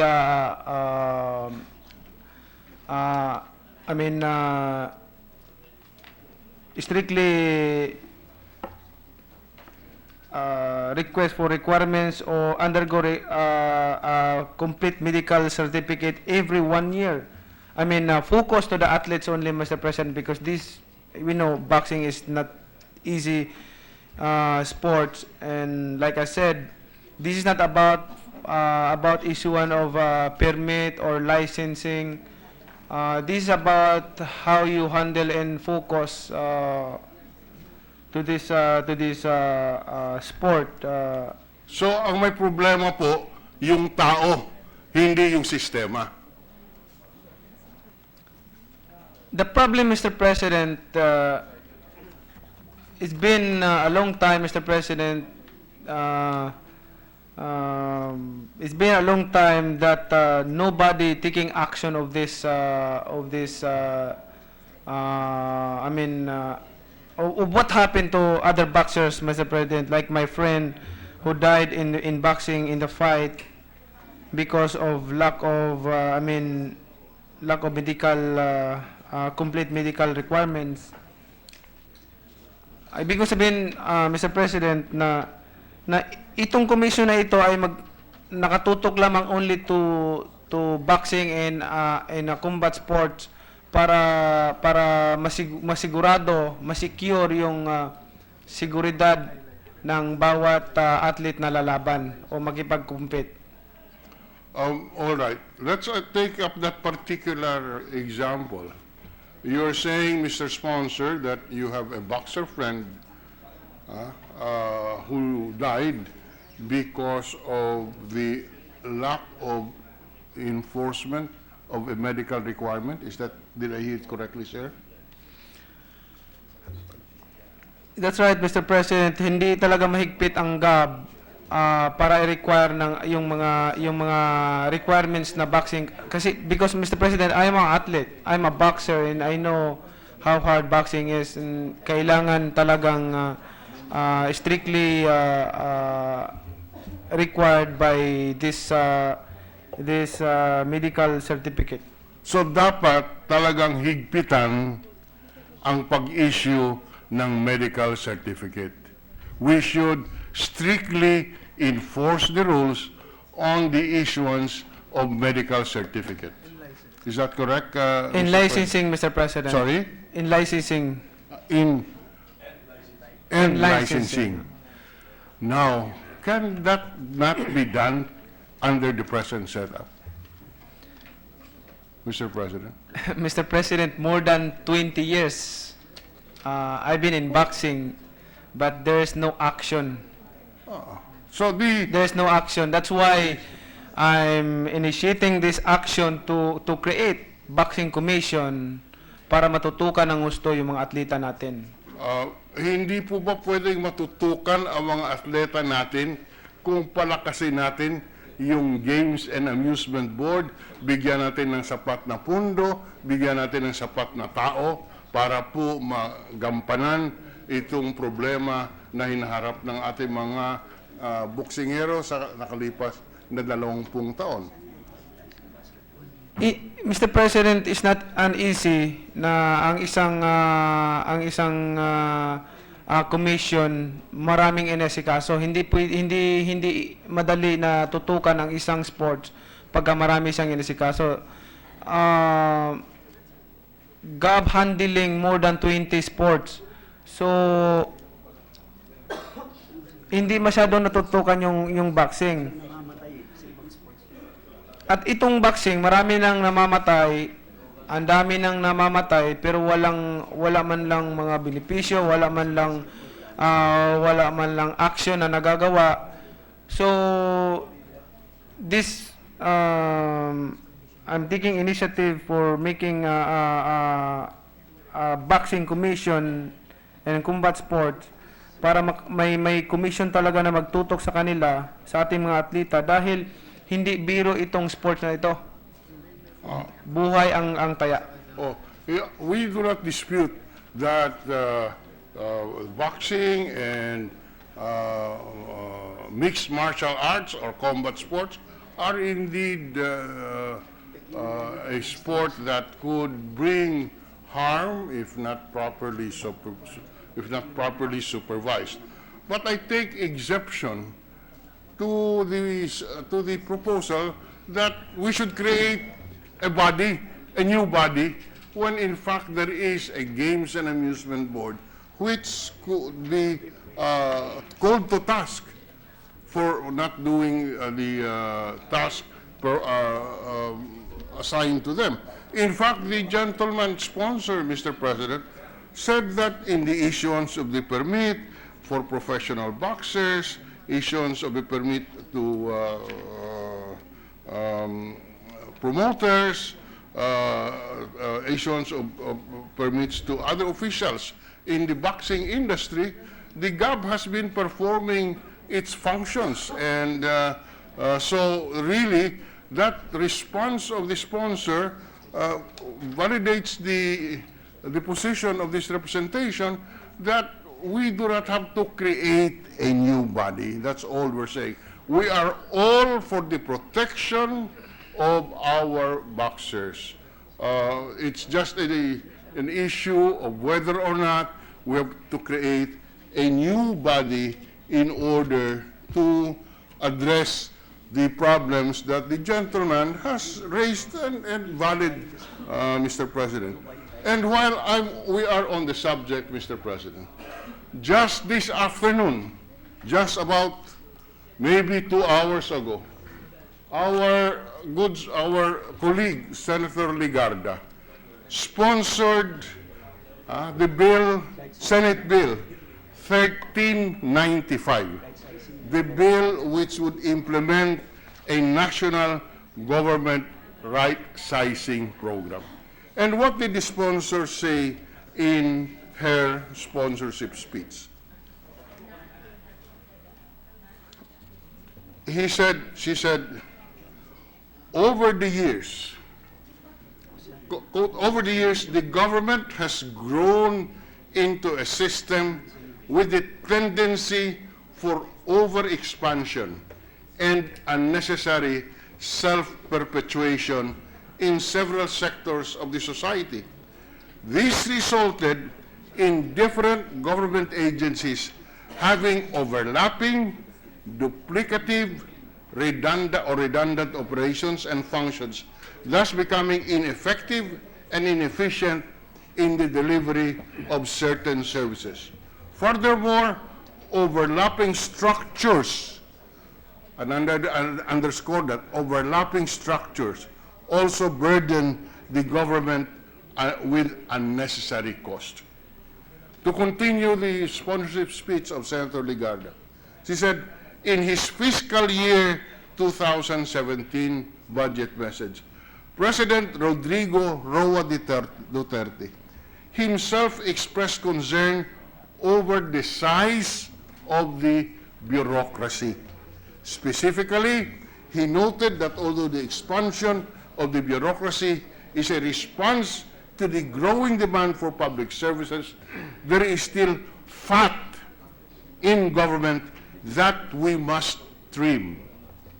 To continue the sponsorship speech, according to Senator Ligarda, from 176 agencies in 2000, there are now 186 agencies in the national government. Moreover, the national government workforce currently stands at 1.6 million compared to 1.1 million positions in 2000. The increase in the number of agencies, without doubt, has a significant impact on our budget. For 2017, 29.57% of our budget of 3.35 trillion or 990.5 billion is allocated for personal services. This is an increase in the share of PS from 27.05 or 812 billion in 2016 and 28.62% or 746 billion in 2015, end of quote. And the general tack of this proposed bill, which was sponsored this afternoon, is to downsize the oversized bureaucracy. And it would seem, Mr. President, from my own reading, that the left hand is not consistent with the right hand. We have here the Committee on Finance and the Department of Budget and Management, who is pushing for this measure, saying we should downsize our bureaucracy because of the increasing burden on our national coffers. And on the right, we have the good gentleman who, with very good intentions, wants to increase our bureaucracy. So this is where the conflict takes place. May we know the comment of the sponsor on this? Mr. President, people died in this sports. Not only one, but a lot of people already died in this sport, Mr. President. That's why. And also, Mr. President, this is not duplicity, but this is, I am separating to the Games and Amusement Board this boxing commission just to focus on this sports because, like I said, a lot of people died already. athletes died already. And I think we need to have to make action on this matter. With the Mr. President. permission of the gentleman, can we be enlightened on the current jurisdiction of the GAB? How many sports and or other subject matters are under its jurisdiction? At least more than 20, Mr. President. Can we have an enumeration if the data are on your fingertips? May data. Yes, sir. May data. Because I see the sponsor's point that out of 22, let us say he will get one out of it, so and then it will be the one or two or more. So there's no duplication. So so we can follow the answer of the sponsor. Do we have it, sir? The 22. 1 minute suspension, Mr. President. If there's no objection, a minute suspension.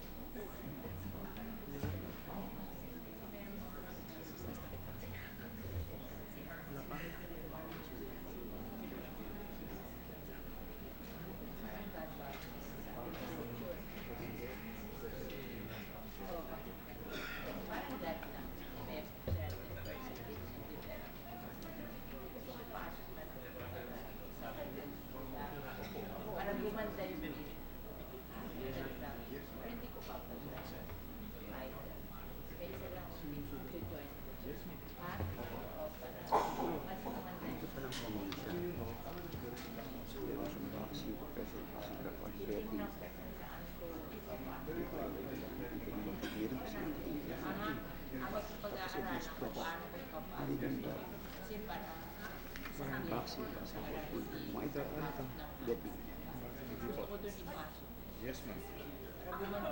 Opo, sure. Thank you po.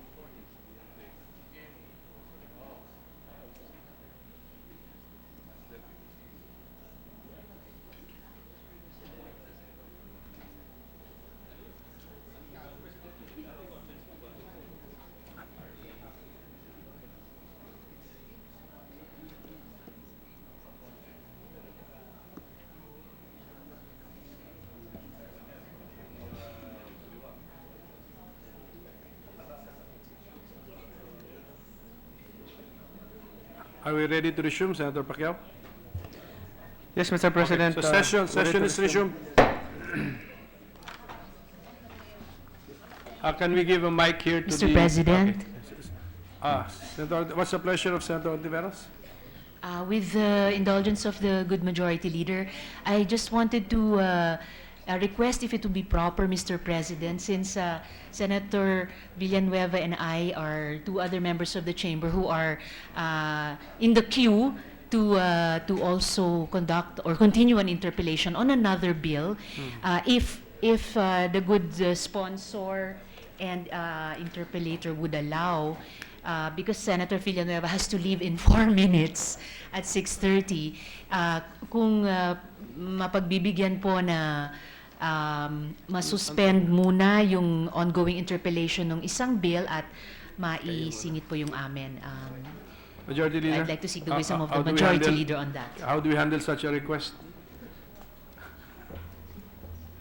Mr. President, well, is unprecedented. The two. I apologize. I understand the passion of the distinguished lady, but what can you do in 3 minutes? Senator Villanueva has 1 week of interpellation. That's what he told me. So if the two gentlemen will allow, I will not object. The two And, gentlemen who have the floor are also passionate about the issue they're discussing. So I have no objection if they will allow it. Okay, so I think the question should be addressed to the sponsor who has really the floor. Senator Drilon already has the floor because of the consent of the sponsor. Only, Mr. President, if he has one, two question, Mr. President, but if you have a lot of questions, I think... And he is not even here. Huh? Senator Blenway, where is he? Where is, yeah. Saan na si... I understand, Mr. President, that he's on or near the session floor until 6:30. Last 2 minutes, like we say in basketball, which the good gentleman from So, Bulacan is also passionate Yeah, about. so in the meantime, we'll just come back to your motion if Thank you, Mr. all the President. personalities are here. So, And thank you, Majority Leader, for your forbearance, as well the two so can we gentlemen on the continue floor. with the interpellation? The situation on the floor is that Senator Pacquiao is going to respond to the chair's question on the jurisdiction, sir, of the GAB. Yes, Mr. President, these are the jurisdiction of the GAB, Mr. President. Boxing, wrestling, karate, football, professional basketball,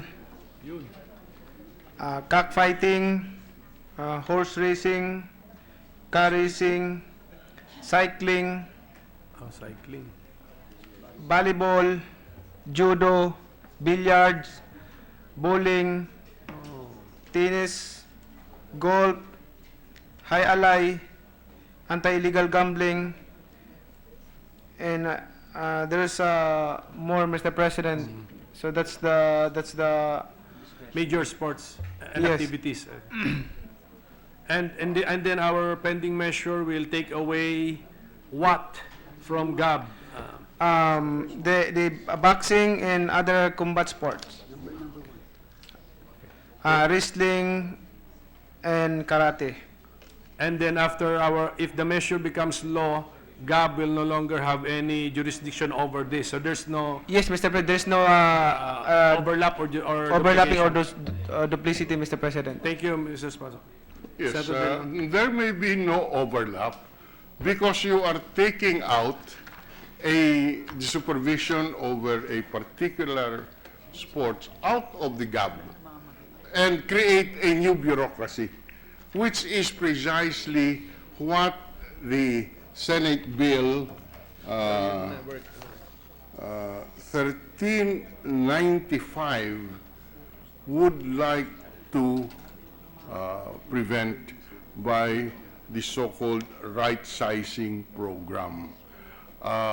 In other words, to the extent that we can right-size the government structure,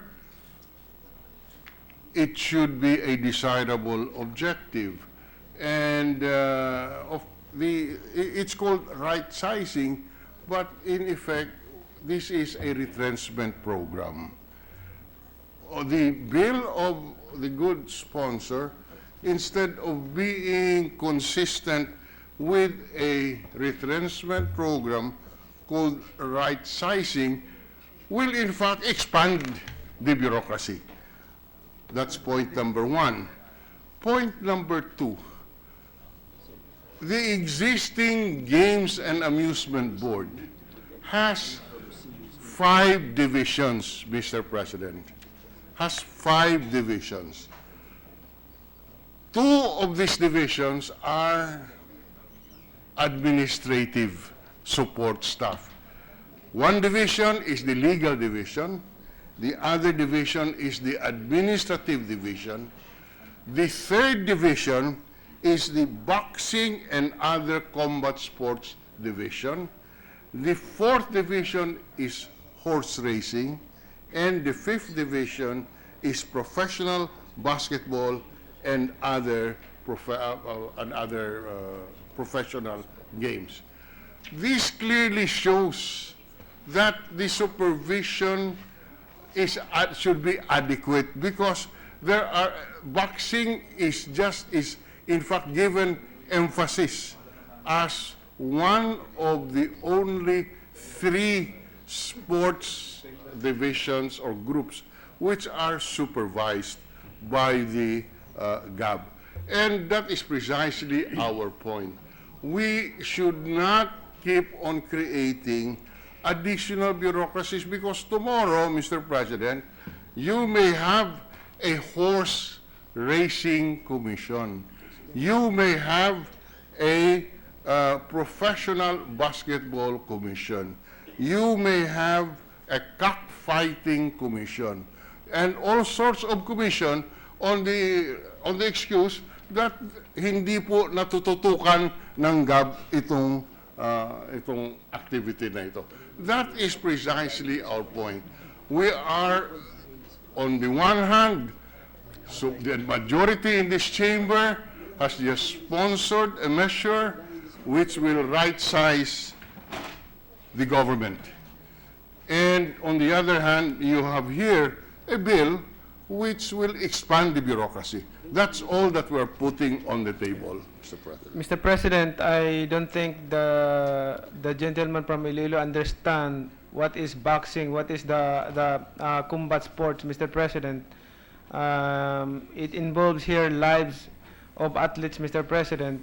Like I said, a lot of athletes died in this arena, in this sport. So we should have a separate commission for the combat sports, especially boxing, Mr. President, for their safety.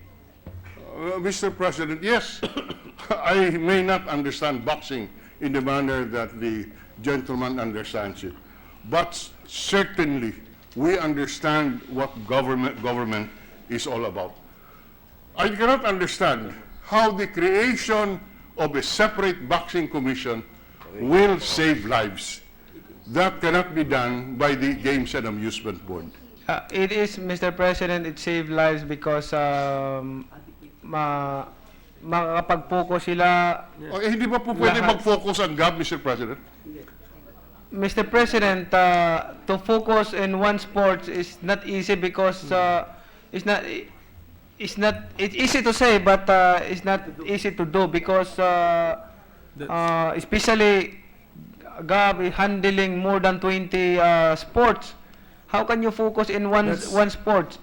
We have common sense to understand that, Mr. President. I have common sense, Mr. President. Handling, I stand corrected, Mr. President. I apologize of my words, but Mr. President, people died here. It involved lives, Mr. President. What I'm talking about is how can you focus in you are handling more than 20 sports? Mr. President, I don't think. Mr. President, all the members of this chamber handle more than 20 bills. We can focus on any of these bills. Mr. President, But, yes, Majority Leader. if the two gentlemen will allow, Mr. President, please, we have to be really very careful on trying to get a balance on the idea being brought forth by the minority leader and as well as the sponsor. I understand both points, but you see, Mr. President, like for example, in the case of horse racing, there is a Philippine Racing Commission that was created. But horse racing is also in the GAB, is being supervised by GAB. But there is a Philippine Racing Commission. Now, if it will follow the point of the sponsor, then it is only proper that we come up with a Philippine Boxing Commission, as, pretty much like that, because this time they will be able to focus on medical certificates, certifications, weight classifications, and things like that. We understand Medical that. requirements, Mr. President. No, yes, the legal requirements, all right. Now, on the side of the right-sizing point of the minority leader, then we will probably have to abolish the Philippine Racing Commission and leave it in the GAB also, in that case. Or, Mr. So, President, kailangan medyo, di ba? Mr. President, Yes, sir. we may also abolish the GAB and just put up all the commissions. That will be much more difficult to do, Mr. President. Because According to because- my notes, gentlemen, Yes. although in general terms, we might believe there's an overlap. GAB has horse racing, PhilRacom has horse racing, but the aspect of the industry, there's no overlap because GAB, I think, is on the betting aspect of horse racing. PhilRacom is hands-off over the betting aspect. So pagdating po sa general terms, if we limit ourselves to the general terms, you might get the impression that there's overlapping. But as to the specific aspect of the activity or the industry being regulated by the different bodies, there is no overlap. They have avoided the overlap. Yeah. So it can be done, but in general terms, it looks like there's an overlap, but there is no overlap in real life. Definitely, then- Mr. President, there's no overlapping with this. Yes, yes, yes. now then, I'm as just far as- separating boxing, separating this combat sports, Mr. President. Mr. President, there is no overlap because we try to assign to each body a different function. Yes, sir. Is that correct? Yes, sir. That's That's correct, right, yes. but- When in fact, these functions can be performed by one body. The policy was to separate because maybe there is something, we want a checking mechanism.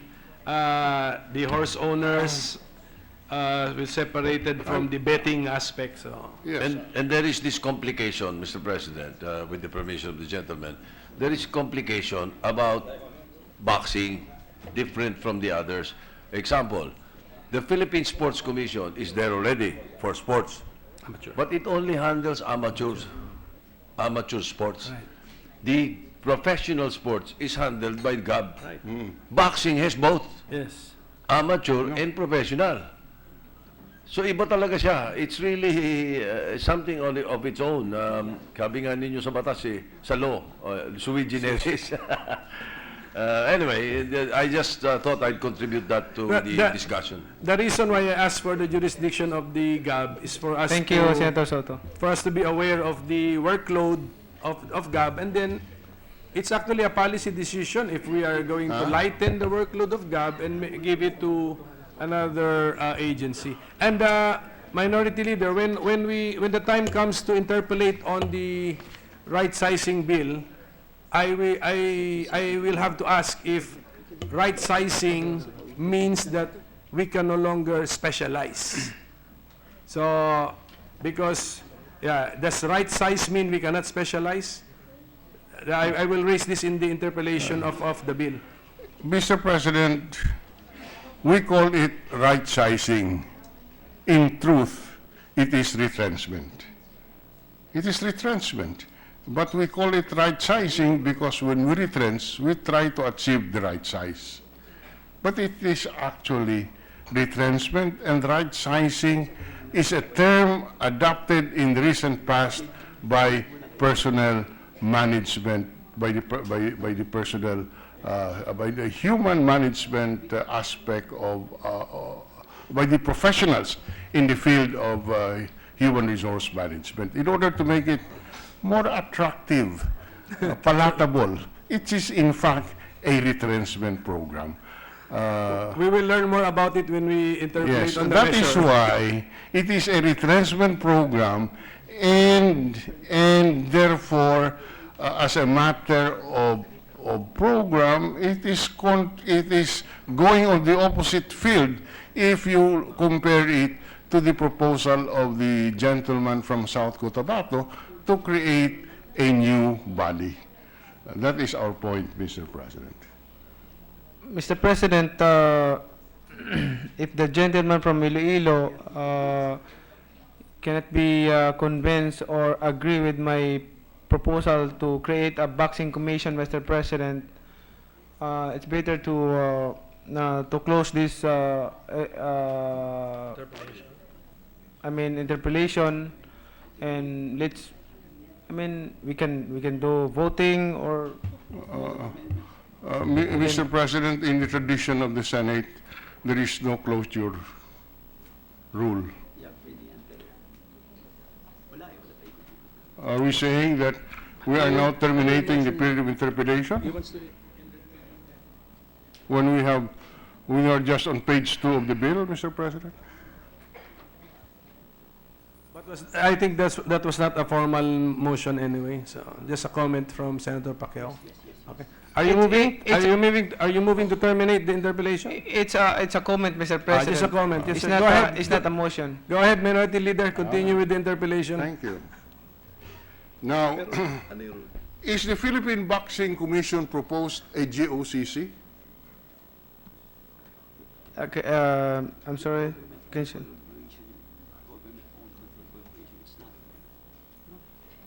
I don't think so, Mr. President.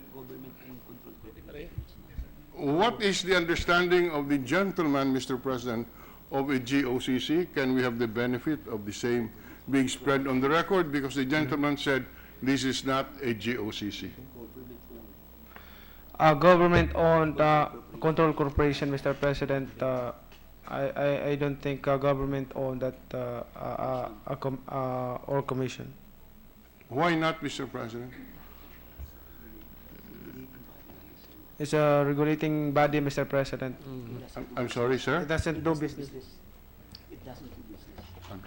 I'm sorry, I did not hear. Senator Pacquiao, can you repeat? It your doesn't answer? do business, Mr. It's a President. regulating body. That's what you said. Mr. President. It's a regulating body. It doesn't do business, Mr. President.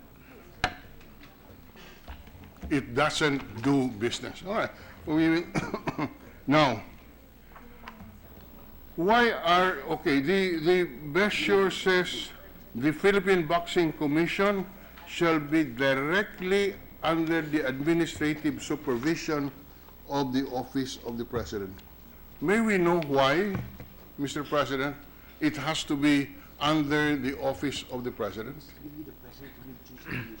Would the gentleman tell us how many officers right now are under the administrative supervision of the President? Under this, the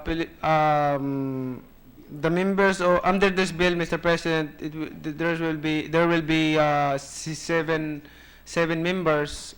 One is we call chairman, and 6 members, board members.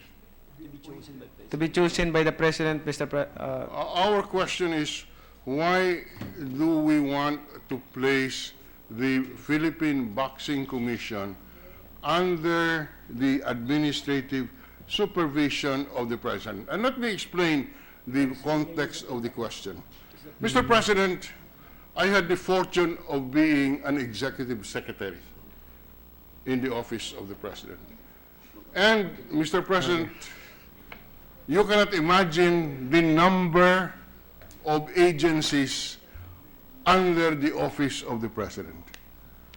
So that what happens is that because of the sheer number of agencies under the office of the President, they are like flying saucers just revolving around, nobody supervising them, because the executive secretary simply cannot supervise them. So what we do? Firstly, we fund out, we realigned the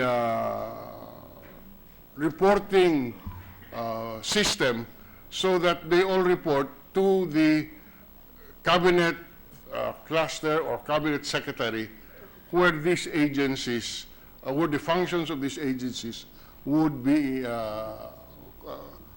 similar. Because the office of the President cannot simply supervise all of them. When we formed the GOCC Governance Act, we discovered that there were hundreds, again, under the office of the President. What did we do? We put them under the GOCC, under a commission. The point is, for greater efficiency, we cannot let every agency report to the President. They must report to a level below the President, since they are not cabinet departments anyway. So so that is the context of my question. Why are we putting the Philippine Boxing Commission under the office of the President? Because, Mr. President, the President appoints the 7 members of this commission. Mr. President, the President of the Republic is the appointing authority, and he appoints everybody in this world, in this bureaucracy, unless delegated to the department secretary or another official. The fact that one is appointed by the office of the President is not a justification for putting the agency under the office of the President. Yes, it is, It Mr. can be President. the Philippine Boxing Commission can have the commissioners appointed by the President and be under the Games and Amusement Board for administrative supervision.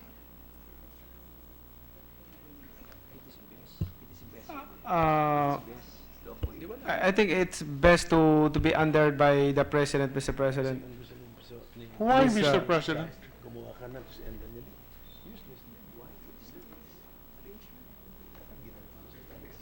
Because for the best interest of the agency, Mr. President. I'm sorry?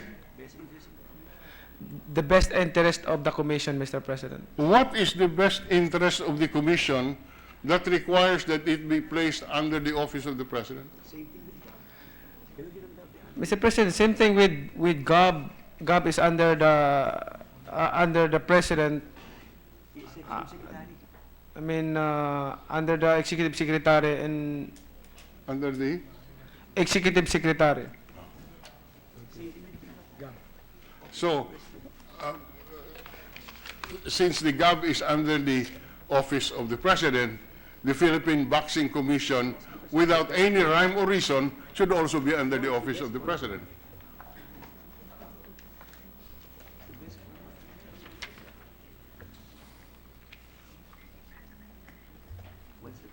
What's the question, Mr. President? The only reason why the proposal is to place the Philippine Boxing Commission under the office of the President is that because the GAB is under the office of the President. Is that correct? Yes, Mr. President. I think and I believe that the best format for to be under by the President, this boxing commission. But I thought the GAB has a precisely among the rationale that is being presented before us is that the GAB is too big and therefore we must focus on boxing. So why are we putting the commission on the same level as the GAB insofar as reporting to the office of the President is concerned? Because, Mr. President, I believe this is the best format and term of organization. The President will appoint the members of this commission. You know, Mr. President, I hope I can convince the gentleman from General Santos that the mere fact that a government official is appointed by the President is not a justification for the direct supervision of the President over a commission or an agency. I think that's very basic. Yes, I understand that, Mr. President. What I gather from the answer of the sponsor, Minority Leader, is that if it's justifiable for GAB to be under the OP and the functions of the new commission are taken from GAB, so why is it not justifiable for the new commission to be also under OP? Well, Because because the functions of the new commission will no longer be functions of the old GAB. well, assuming that we accept that reasoning, the two wrongs do not make a right, Mr. President. To me, the GAB should not be reporting directly to the office of the President, because in effect, and you can reconfirm this, Mr. President, right now the GAB is just an independent body, that because there is no supervision from the office of the President. We know that, Mr. President. That's a reality. And therefore, that's why we are raising this issue, because we are already making a bad situation worse. It is bad enough that the GAB, without any rationale, should be under the administrative supervision of the President. We will make it worse by putting another agency that will add to the burden of the office of the President in terms of administrative supervision. That's our point. My point, Mr. President, unless the President complaining for this creating boxing commission, Mr. President. What I see is that there was a model being followed, Minority Leader.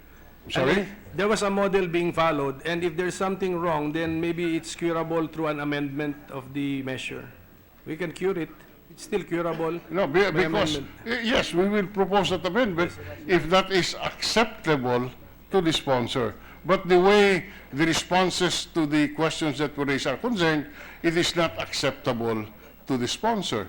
And therefore, we can reasonably conclude that a proposal along that line will be rejected. That amendment along that line will not be accepted. Well, I don't know, Mr. Sponsor, would you like to react? But I think it's too early to be rejecting No, Mr. ideas. President, it is not very early, because from the answers, it is quite obvious that the sponsor would like to insist that the Philippine Boxing Commission should be under the administrative supervision of the Office of the President as found on Section 4. Yeah, I see. Mr. President, if that's the issue, Mr. President, we will study the issue, Mr. President. And the sponsor will be open to an amendment at the appropriate time. No problem with me, Mr. President. All right. So we As long not to stop me to create this Philippine boxing, Mr. President. well, I cannot stop you, Mr. President. This is, I am only one vote here in this chamber. There are 24 of us. So I cannot stop the measure. I can only vote for if I find this consistent with the general principles that we have learned, or against it. But that's only one vote. I am in no position to stop, Mr. President, just for the record. Thank you, Mr. President. Now, why is boxing called an industry, Mr. President, in this bill? Industry under this bill. Industry. Can you repeat the question, Mr. President? Why is boxing called an industry under this bill? It's a livelihood, Mr. President, for so many people. It is a livelihood. All right. But it is also a sport. Yes, Mr. President. The preference of the sponsor is to call it an industry. And that's just for the record.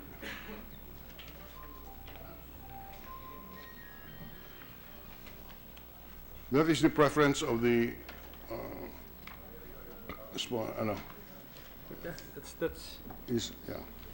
Yeah, that's. I'm just curious, because this is the first time I come across a description of a sport as an industry.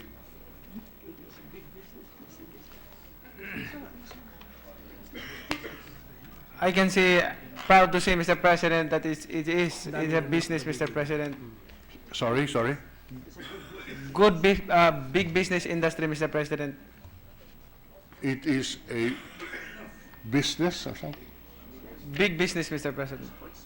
It is not only a business, it is big business. Yes, big sports business, Mr. President. Okay.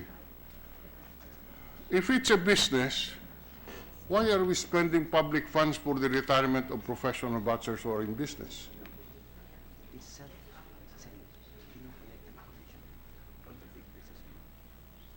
Who are in big business, in fact.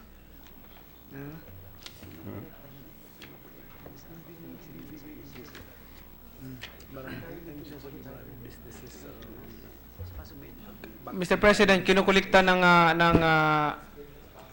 commission yung nanggap yung licensing fee, medical fee, everything, Mr. President, at yun ay iniipon nila, Mr. President. I'm sorry, but the answer is a little bit off tangent from our question, Mr. President. Maybe, Mr. President, to allow the sponsor more time to review and prepare for the interpellation, we can suspend this in the meantime and take it up again. No, Mr. President, I can answer his question. Sige. I said it's a business, Mr. President. No. All right. Mr. President, the membership of the commission is what, six or seven? Seven. Seven. Why seven? Why not three? Why not five? Mr. President, we make it 7 to get more consensus, Mr. President. I'm sorry? Consensus, Mr. President. Consensus, Mr. President. What? Consensus. Consensus. We make it 7 to make it consensus? Yes, Mr. President. Get more consensus. That was what I heard. Why can we not have a consensus if it is 5?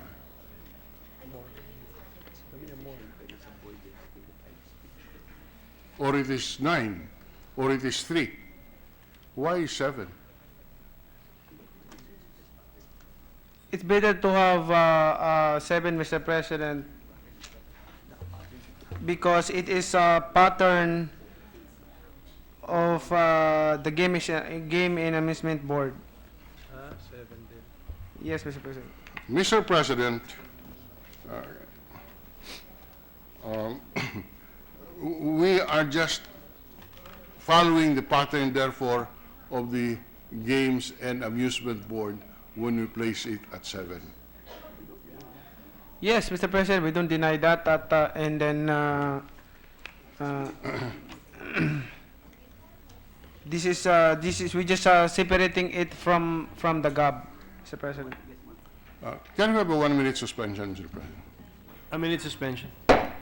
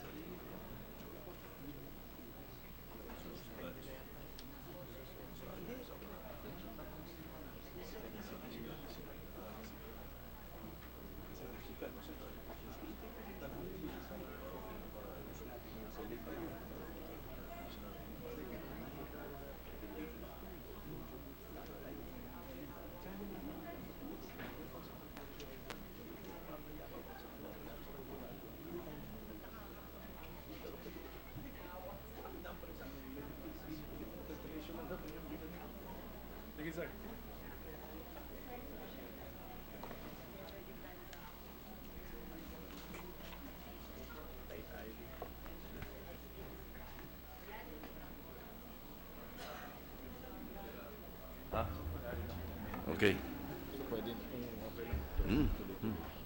Ready to resume, Mr. President? Session is resumed. Mr. President, if the two gentlemen will allow, there are a number of pending resolutions and bills that we have to tackle, and the sponsors and the interpellators are here and have been waiting. So if they will not mind, I will move to suspend consideration of the interpellation, and we can perhaps ring the bell and call for a third round on May 3, Mr. President, or May 2. I think that the data revealed that the most professional fights are in May. I have no objection with the motion, Mr. President. I can wait on May for that third round, Mr. President. Minority Leader, is that okay? No problem, Okay, Mr. President. Majority Leader, so. Thank you, Mr. President. In that case, I move to suspend consideration of Senate Bill 1306 under Committee Report Number 31. Is there any objection? There being none, we suspend consideration of the said measure. President, with the permission of the body, I move to resume consideration of Senate Bill 1355 under Committee Report 42. 135. Okay, any objection? There being none, the motion is approved. Mr. President, this is the proposed measure on the Philippine Innovation Act. The parliamentary status is in the period of interpellation. So may I move to recognize the sponsor of the measure, Chairman of the Committee on Economic Affairs, Senator Win Gatchalian. Senator Gatchalian is recognized. Mr. President,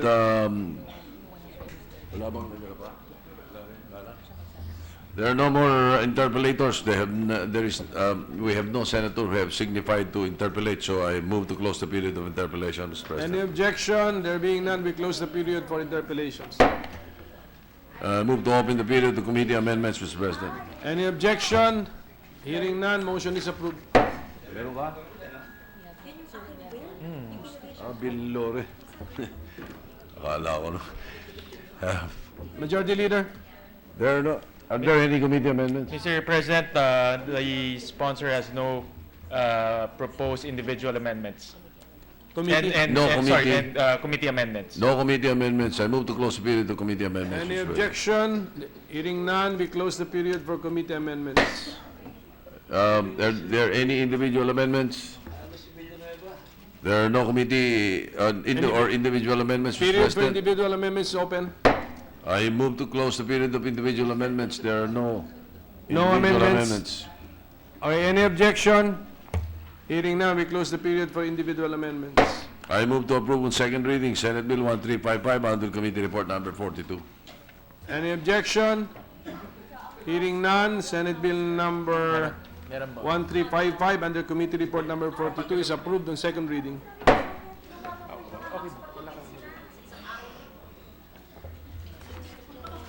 Majority Leader?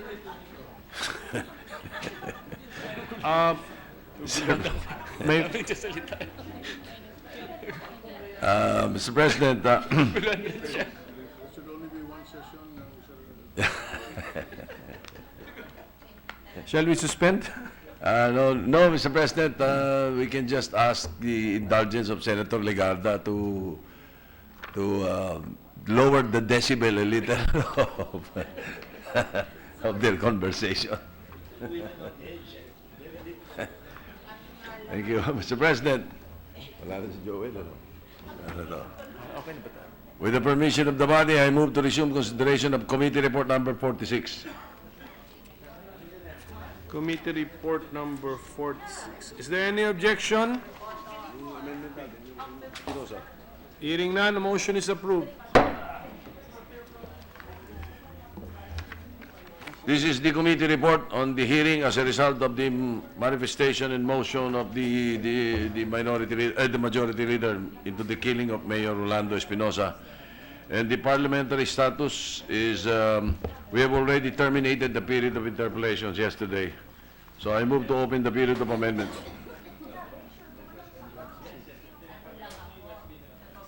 Can we have a little silence, please? Majority Leader, who do I recognize to sponsor the measure? I will continue to sponsor the measure, Mr. President. Okay, And I move to recognize the minority leader Okay, to so introduce amendments, Mr. President. Senator Soto, Senator Drilon are both recognized. With the permission of the sponsor, may we propose the following amendments? On page 29 of the report, after the second paragraph, insert a new paragraph to read as follows. Can the majority leader hear me, Mr. President?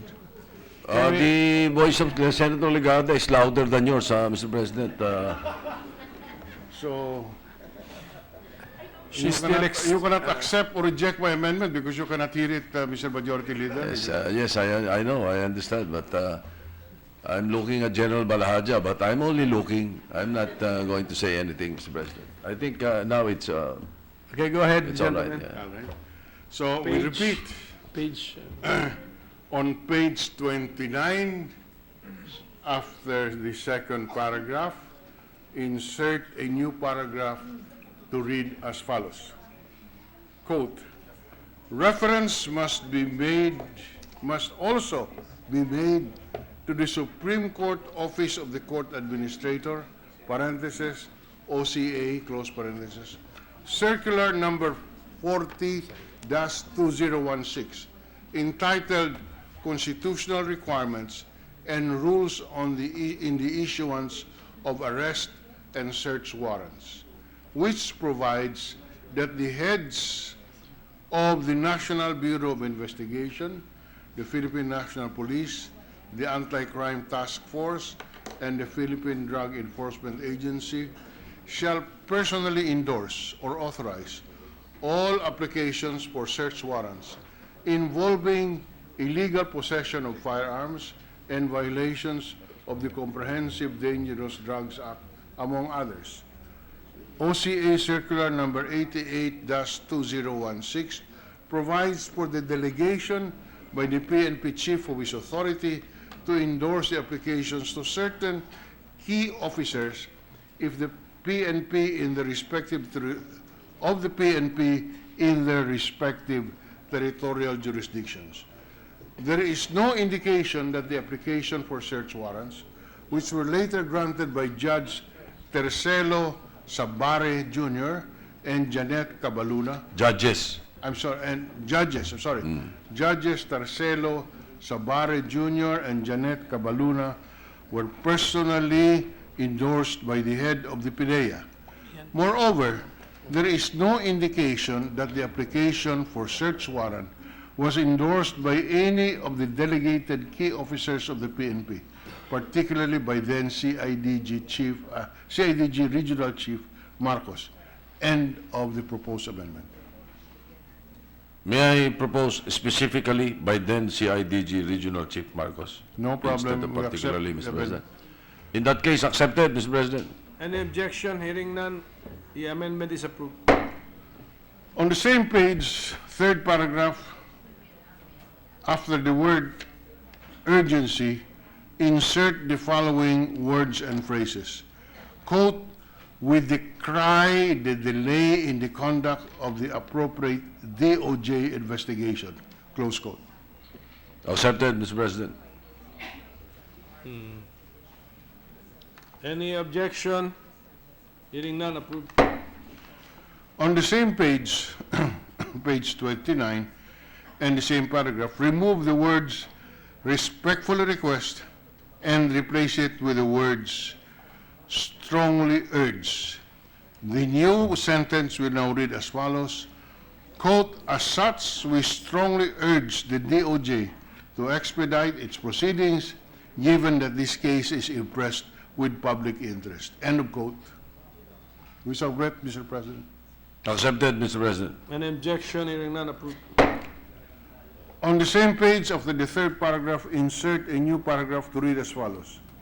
Quote, The PNP and the DOJ should likewise conduct a swift investigation and, if warranted, file the appropriate cases involving the deaths of PCI Napoles Son, Edgar Alan Egay Alvarez, Fernando Intoy Balagbis, Attorney Rogelio Batu, and Analu Liagono. End of quote. We submit, Mr. President. Accepted, Mr. President. Any objection? Hearing none, approved. On the same page after the fourth paragraph, insert a new paragraph to read as follows. On another matter, the missing CCTV recordings could have been one of the key evidence to be considered in the determination of any irregularity in the operation. As response thereto, in coordination with the proper agencies such as the PNP and the Bureau of Corrections, the Department of Information and Communications Technology, DICT, parentheses, must develop an automatic system of storing surveillance vicinity data, especially in government premises, parentheses, e.g. prisons, parentheses, for purposes of crime prevention, transparency, and safety. The stored data should go directly to a centralized system which is under the exclusive control of the DICT. That way, the physical CCTV camera and records, even if stolen, can still be retrieved through the system. End of quote, Mr. President. Accepted, Mr. President. Any objection? Hearing none, approved. Finally, as the last amendment, on page 31, after the first paragraph, insert the following words and phrases to read as follows.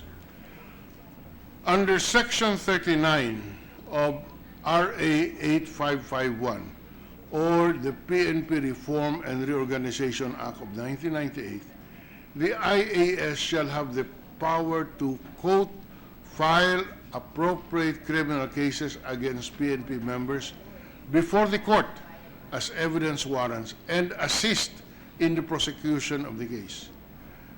Its quote recommendations, once final, cannot be revised, set aside, or unduly delayed by any disciplining authority without just cause. The disciplining authority who fails to act or acts with abuse of discretion shall be made liable for gross neglect of duty. The Chief PNP exercises disciplinary jurisdiction over members of the police force for offenses involving suspension to dismissal, end of quote. The 30-day periods for conducting criminal investigations and resolving the case must be non-extendable.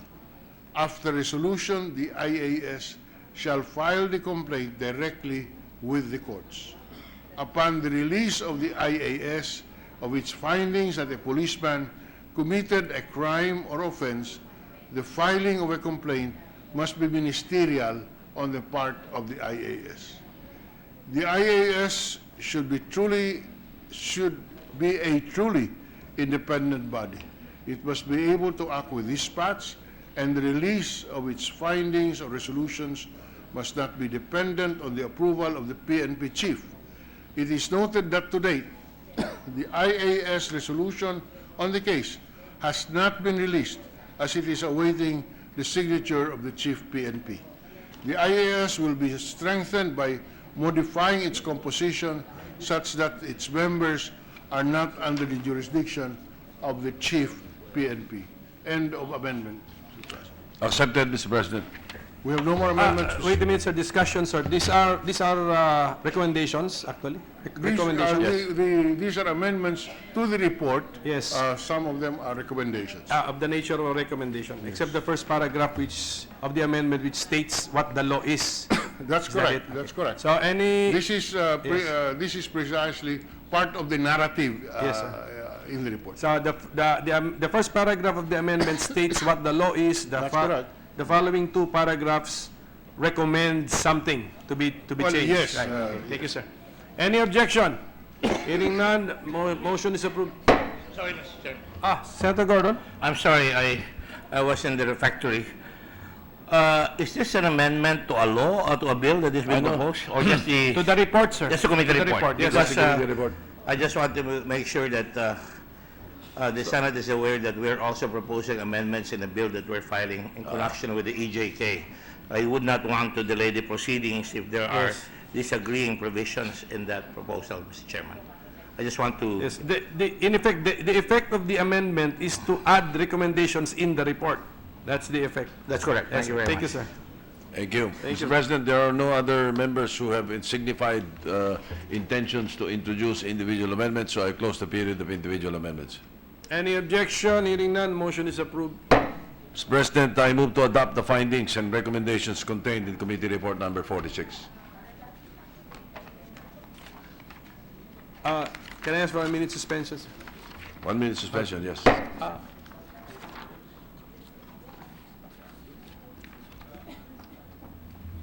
Wala, adopt lang yan. Wala second. Resolution lang, ano lang siya, di ba?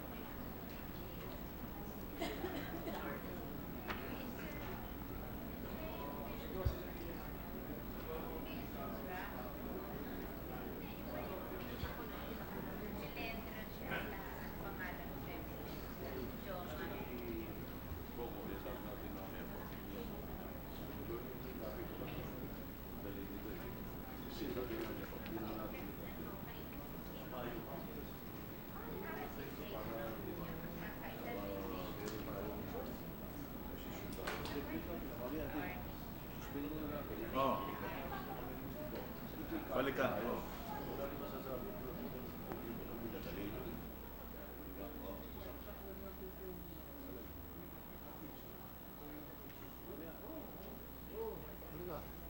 Sige, mamaya pa naman ito eh. Huwag ka lang magtatawag na ako. Mamaya pa ito. Pag-top natin ito.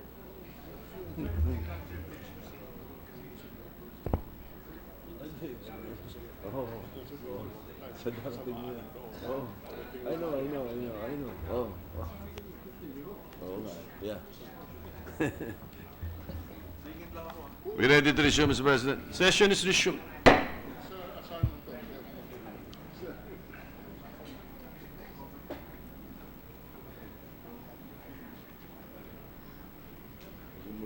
You have a pending motion, Majority Leader. What do we do with Mr. it? President, I withdraw my motion and instead ask that the Secretariat give us a clean copy of the amendments that were introduced by Senator Drilon. Then we can take it up later. Okay, so the withdrawal of the motion is noted.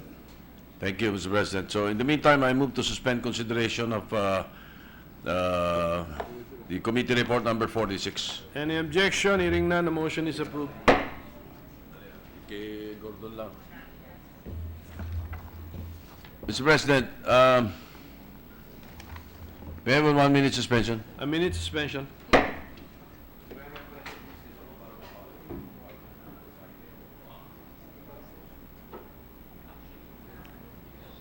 General.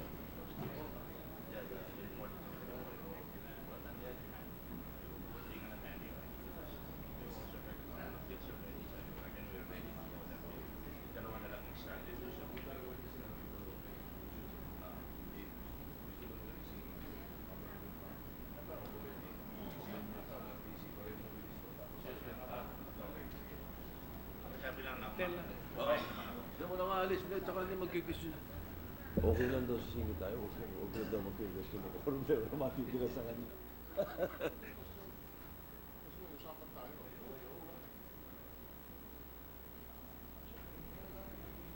Okay. Ready to resume, Mr. President. Session is resumed. Mr. President, I move to resume consideration of Senate Bill 1233 under Committee Report Number 8. Any objection? Hearing none, we resume consideration of the said measure. Mr. President, this is the Coconut Farmers and Industry Development Act. Parliamentary status of the measure is we are now in the period of individual amendments. So may I move to recognize Senator Kiko Pangilinan, Francis Pangilinan, for his individual amendments.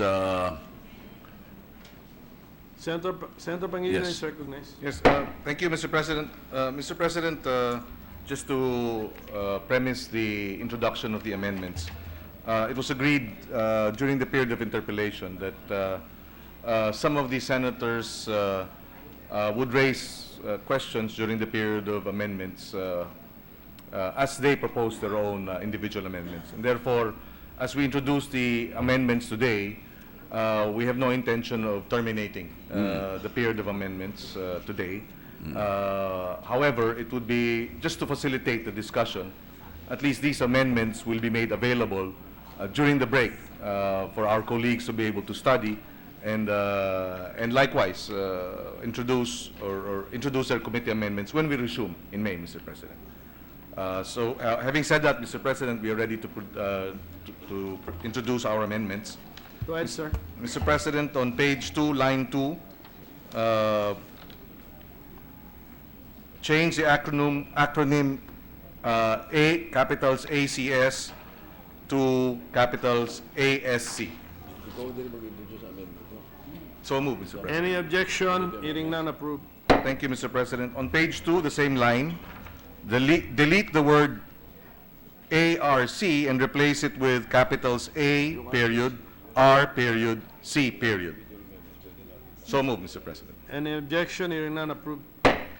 On page 2, line 5, add the letter S, Mr. President, after corporation. After corp. So move, Mr. President. San Miguel, Miguel Officers Corp.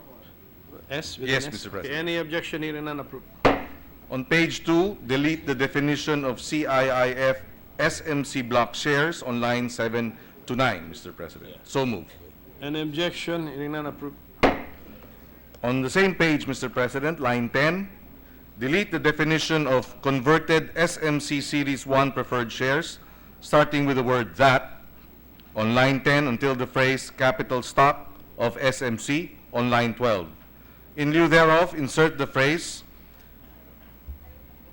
the 753,848,312 preferred shares of stock in SMC declared owned by the government, comma, together with all the dividends declared, comma, paid or issued thereon, comma, as well as any increments thereto arising from, comma, but not limited to, comma, the exercise of preemptive rights, period. And rename it as item, open and close parenthesis, D. So the definition of converted SMC shares, 1 preferred shares, as amended, will now read as follows. SMC series? Yes. Okay. SMC Series 1 preferred shares. And it shall read as follows. Item letter D, converted SMC Series 1 preferred shares shall refer to the 753,848,312 preferred shares of stock in SMC declared owned by the government, comma, together with all the dividends declared, comma, paid or issued, comma, thereon, comma, as well as any increments thereto arising from, comma, but not limited to, comma, the exercise of preemptive rights, period. So move, Mr. President. Any objection? Hearing none, approved. On page 2, between line 12 and 13, Mr. President, insert a new item E to define the term coconut farmer, which shall read as follows. Item letter E, coconut farmer shall refer to colon, number 1, an owner of a coconut farm, comma, that is not more than 5 hectares, comma, who, colon, number 1, tills the land, in close, open and close parenthesis, owner, cultivator, comma, or number 2, Roman numeral number 2, rather, does not till the land but has control and supervision over the cultivation of the coconut farm, semicolon. And number 2, open and close parenthesis, a leaseholder or tenant who tills or supervises the cultivation of the farm, semicolon, or number 3, in open close parenthesis, a farm worker or laborer, comma, whether seasonal or itinerant, comma, engaged in the harvesting of the nuts and processing of copra as a major means of livelihood, period. So move, Mr. President. Any objection? Hearing none, approved. Thank you. On page 4, line 5, between the words companies and private, insert the phrase equities traded in the stock exchange, period. So move, Mr. President. Any objection? Hearing none, approved. On page 7, delete lines 4 and 5, which reads, no portion of the trust fund shall accrue to the general fund of the national government. So move, Mr. President. Just a deletion. Just a deletion. Any objection? Hearing none, approved. On page 7, line 20, add a new paragraph at the end of section 8, which reads as follows. For the purpose of this act, not more than 40%, in open and close parenthesis, numbers and percent, of the trust principal may be managed by the private fund managers, period. So move, Mr. President. Any objection? Hearing none, approved. On page 8, between lines 2 and 3, insert a new paragraph to read as follows. Nothing herein shall be construed as replacing, diminishing, or otherwise affecting the provision of sufficient budget support to the programs, projects, and operations of the PCA as provided for in the General Appropriations Act, period. So move, Mr. President. Any objection? Hearing none, approved. Thank you, Mr. President. On page 8, line 26, add the letter S after the word function. So move, Mr. President. Any objection? Hearing none, approved. On page 10, line 14, amend the sentence to read as follows. Any amendment or revision to the plan shall require the approval of the President. The committee, comma, as provided under Section 12 of this Act, comma, may introduce amendments to the plan upon a majority vote of its members, period. The committee may also vote to reconstitute the ad hoc committee to conduct a revision of the plan, period. No amendment or revision may be introduced earlier than 3 years from the approval of the existing plan, period. So move, Mr. President. Any objection? Hearing none, approved. On page 10, line 19, between the word President and the period, insert the phrase for policy and program coordination. So move, Mr. President. Any objection? Hearing none, approved. On page 12, line 8, delete the word administrator and replace with the term chairman of the board. So move, Mr. President. Any objection? Hearing none, approved. These are all the amendments at this point, Mr. President. We would like to request that clean copies be made available when we return and resume sessions in May, and that for now we will suspend. We will request that. Oh, there is. I think there's a Majority Leader, Senator. President, may we recognize Senator Risa Antiveros as Senator Pangilinan has terminated his amendments. There's Senator one Antiveros. amendment, I think, from Senator Antiveros is recognized. Thank you, Mr. President, and good Majority Leader. I would like to propose one individual amendment, Mr. President. Good sponsor. I move to insert in section 11, after the phrase industry associations on line 21, page 8, Mr. President, to insert, to insert the phrase and one representative of civil society organizations providing support to coconut farmers. I so move, Mr. President. accepted. The individual amendments. Accepted. Any objection? Hearing none, approved. Thank you, Mr. President. Good sponsor. Thank you, President, Mr. President. I move to suspend consideration of Senate Bill 1233 under Committee Report Number 8 and request that a clean copy be ready when we resume in the first week of May. Any objection? There being none, we suspend consideration. Mr. President, I move to resume consideration of Senate Bill Number 14 under Committee Report Number 30. Any objection? Hearing none, we now resume consideration of Senate Bill number 14 under Committee Report number 30. Mr. President, this is the amendments to the revised penal code. Considering that the committee report was submitted without with committee amendments, the parliamentary status of the measure is that we're in the period of individual amendments. So we move to open the period of individual amendments. Any objection? There being none, approved. Mr. President, for the individual amendments, I move to recognize the sponsor, Senator Franklin Drilon, Minority Leader. Senator Drilon is recognized. Thank you, Mr. President. The Majority Leader has correctly placed on record that the committee has no amendments. On the period of individual amendments, Senator Lacson interpreted extensively on this bill, and as a result of the interpolation, we crafted upon his request amendments which would be attributable to the points that he raised on interpolation. And we have shown these amendments to Senator Lacson. He has confirmed that indeed these are the points that he raised in the interpolation, and as can be confirmed by the Majority Leader, we have an agreement with Senator Lacson that we can introduce this as individual amendments of Senator Lacson, which we are accepting. Adopting. Which we're adopting. Thank you, Mr. President. I will attest to the accuracy of the manifestation, Mr. President. Okay? So the following, therefore, Mr. President, are the Lacson amendments. Okay? We shall now proceed. On page 2, lines 18 and 19, delete, quote, 40,000 pesos in words and figures to 100,000 in words and figures, and replace the same with, quote, 20,000 pesos in words and in figures to 50,000 pesos in words and in figures.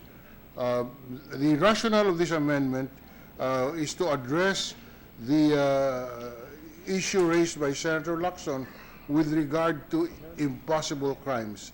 Hence, using the test of reasonableness, we lowered the fine by applying the formula of multiplying by 100 the present values which we used in adjusting the other provisions of the revised penal code.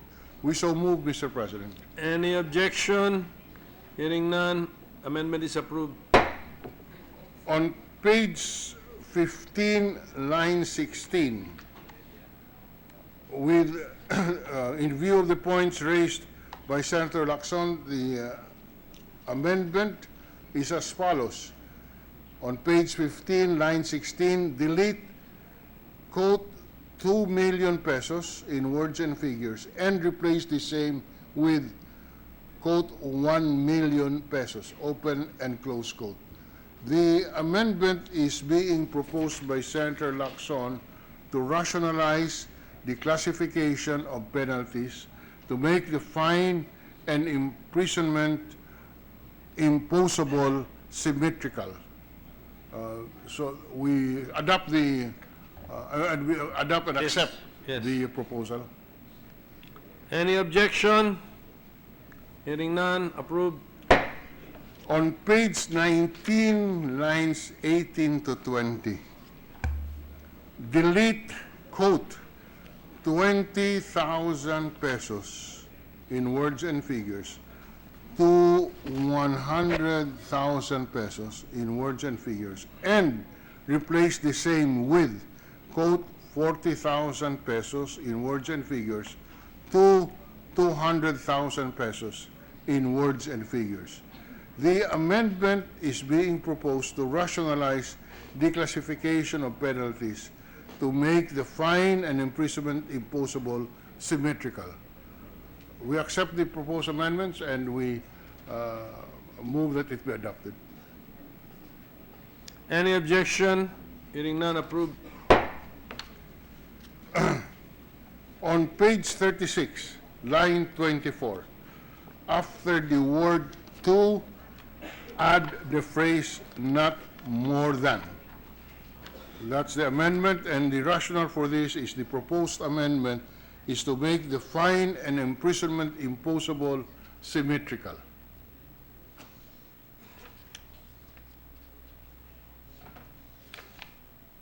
Page 36, line 24. After not more the than. word "to," add the phrase "not more than." So, any objection? Hearing none, approved. On page 48, line 20. Page 48, line 20. Delete the entire section 88, sections 88, other forms of arson, 89, cases of arson not included in the preceding articles, and 90, arson of property of small value, and renumber the succeeding sections accordingly. The provisions of the RPC on arson has already been repealed by PD 1613 and 1744. And but it continues to be there, Mr. President, so it's a matter of correction of the present wording. Why is there a reference, sir, to page 48, line 20? What do we do with line 20? Hold on. Tama ba to? Huh? Oh, what's it? Line? You say, I'm sorry. Yes. Can we have 1 minute suspension? minute There's suspension. there's some error in. Oh. buong section ng tinatanggal niya.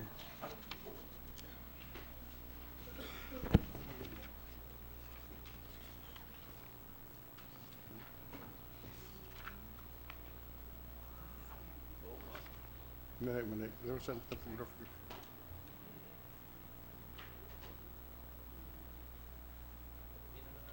So, entire, ano to? Ilang pages yun? Page. Siguro doon yung sunod. Mga mali ah. Mali. Pages 48 to 52 ang kanyang ginagalaw. Huh? Page 48. Page 48. No? Line. Walang 920. Page 48, line Pointless yun, 920. up to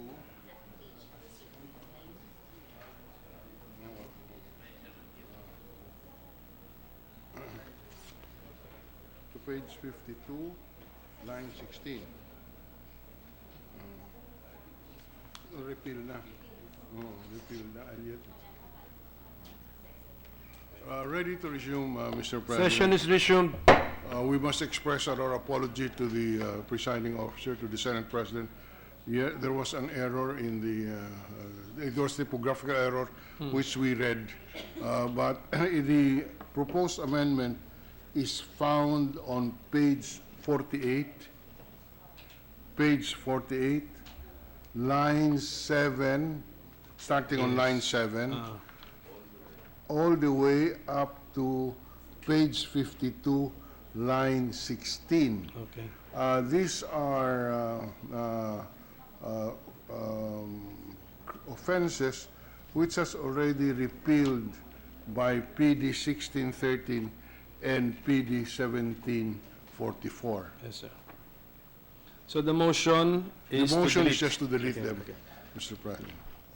We are deleting now sections 88, 89, and 90 of the bill. That's correct, sir. Lines, I'm Yes. sorry, page 48, line 7, Yes. up to page 52, line 16. Yes. In short, we are deleting sections 88, 89, and 90 of the bill. So that is the proposed amendment. That's Yes. correct. That's Yes, Your Honor. Any objection? Hearing none, approved. Can we have 1 minute suspension? A minute suspension. Tapos automatic.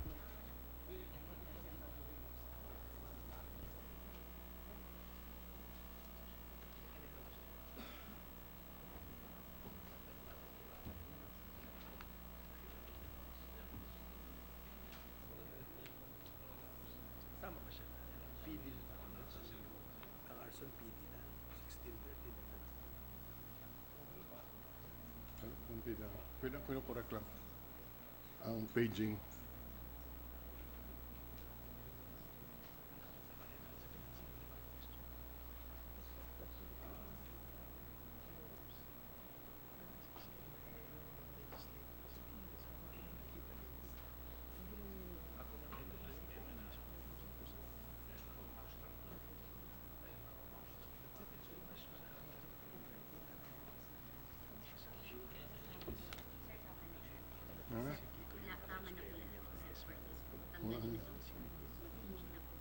Ito, page 54.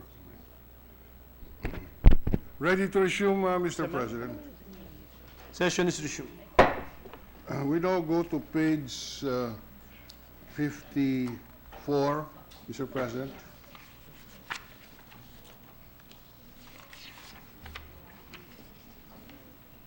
On page 54,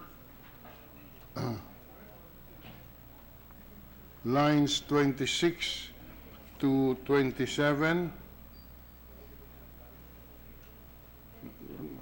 Oh, no. Sorry. 25 to 27, Mr. President. Replace 20,000 pesos in words and figures to 600,000 pesos with the following: 40,000 pesos in words and figures to 1,200,000 pesos. In words and figures. Yeah. In words and in figures. The rationale for this amendment, Mr. President, is similar to the other amendments. This is proposed to rationalize the classification of penalties, that is, to make the fine and imprisonment imposable symmetrical. Any objection? Hearing none, the amendment is approved.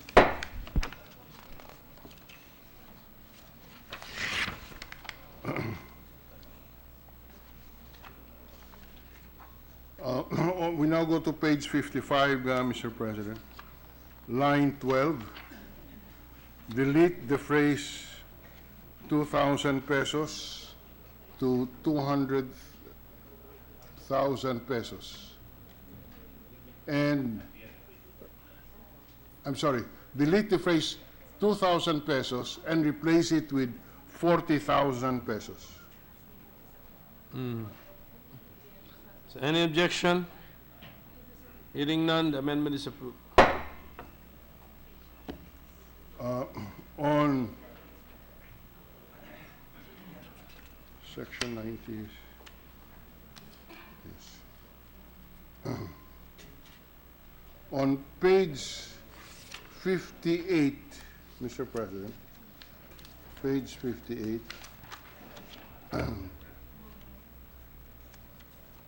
between lines 19 and 20,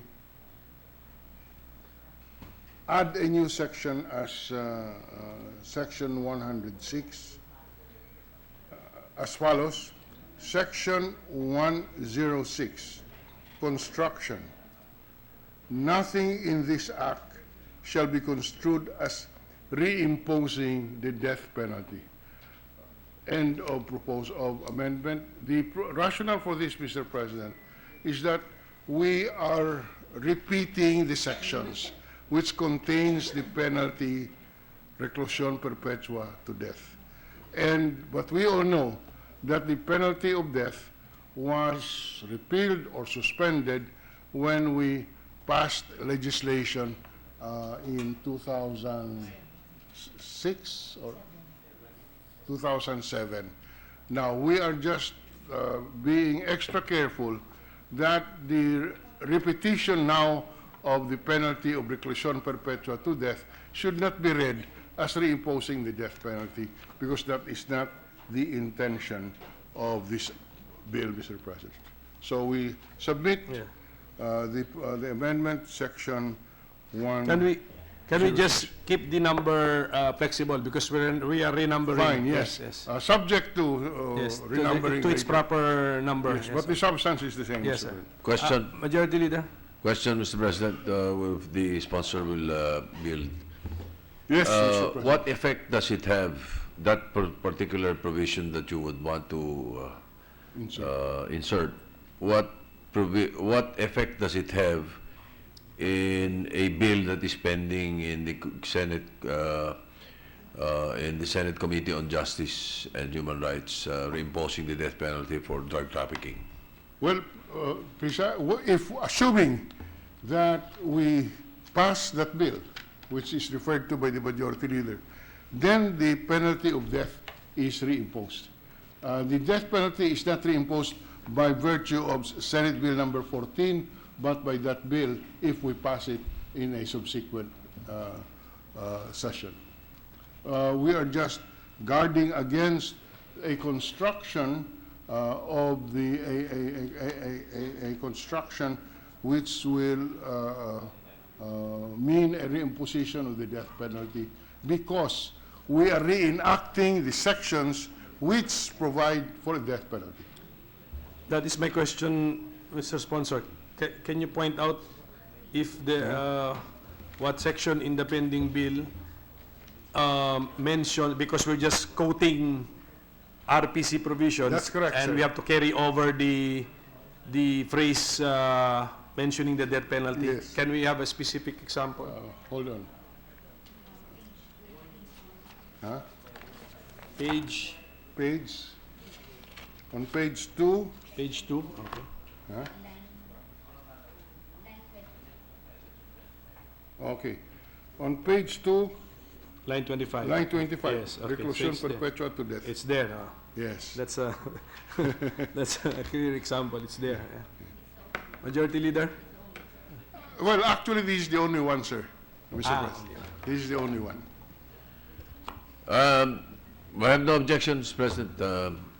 I think I see the point of the minority leader. Because maybe when you reiterate a law, it's the latest expression, then maybe it might be interpreted as reimposing or allowing the reimposition. So, with that clarification, is there any objection? Hearing none, the amendment is approved. There are no more amendments, Mr. President, and no one else in the chamber has submitted any individual amendment. We therefore, Yes, Mr. President, I move to close the period of individual amendments. Any objection? There being none, we close the period for individual amendments. Mr. President, I move to approve on second reading Senate Bill number 14 under Committee Report number 30. Any objection? Hearing none, Senate Bill number 14 and the Committee Report number 30 is approved on second reading. May we recognize Senator Ontiveros for a brief manifestation. Senator Ontiveros is recognized. Thank you, Mr. President, and good Majority Leader. I just like to thank the good Majority Leader for faithfully scheduling the interpellation of the anti-discrimination bill since we opened the period of interpellation on this bill at least once every week. I note, however, Mr. President, that there have been a number of sessions, more than 3, at least 4 or 5. I'm just trying to pin down the exact number of sessions where because the interpellation of that particular bill has been scheduled a little bit in the middle or towards the bottom of the list, even if, for example, there's another member of the chamber who is always ready to continue his interpellation but has to leave at a certain hour in the early evening, or there's another member of the chamber who kindly indicated to me that he would not repeat questions already asked by other interpellators, but unfortunately has been more absent than present at the sessions where the interpellation of the bill has been scheduled. So I just rise with the indulgence of the good majority leader to request the chamber through you, Mr. President, that when we resume in a couple of months, that somehow this situation can be relieved, mostly for the benefit of the advocates who were, again, here in numbers for several hours this afternoon until early evening, and who would just like to see a conclusion of the period of interpellation and hear and consider the amendments of our dear colleagues, and hopefully bring this to a vote to see what our Senate will decide on this bill. Thank you very much, Mr. President and good majority leader. Mr. President, Senator Legarda. Thank you, Mr. President. And I appreciate the comments of the good senator, because I really support that measure. I'm not certain whether I'm a co-author, but I authored a similar measure maybe in my first or second term, but that would include also discrimination against ethnicity. But this SOGIE bill, I also wholeheartedly support. I would like to liken this to my first term during the Ecological Solid Waste Management Bill, where it took some time, months, if not years, perhaps, and at that time, I will no longer be the senator who would always schedule but drag on and postpone and say that he was not ready until a tragedy happened, payatas, and then the bill was enacted into law. And that's now RA 9003, but that was from 1998 to 2001, 3 years. I don't want to see the proposed bill of Senator Ontiveros go the way of a 3-year cycle. So perhaps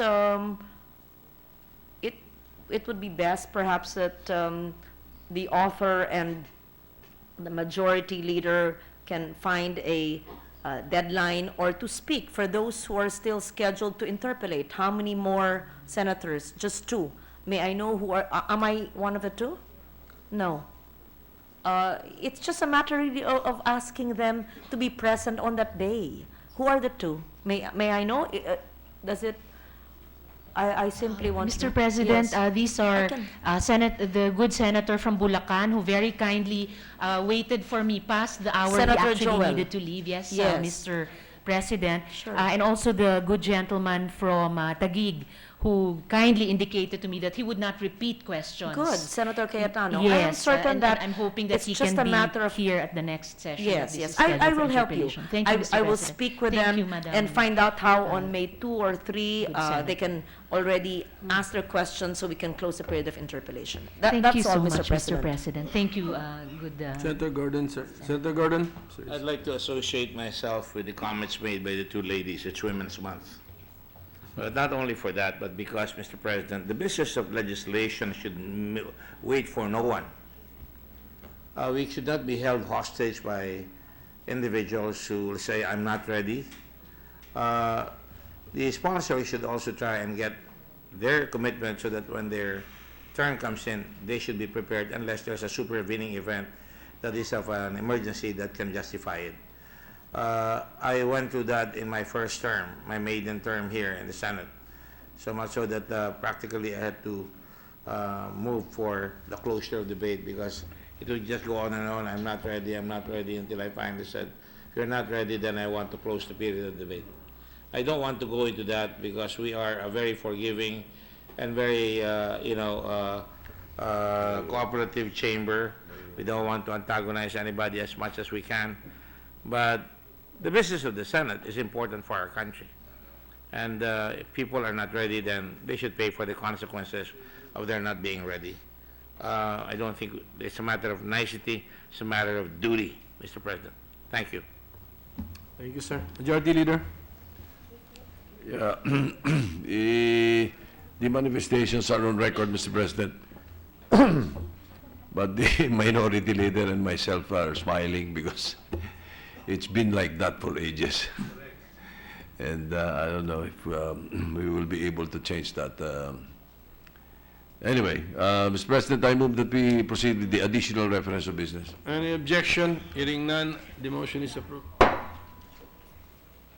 Addition.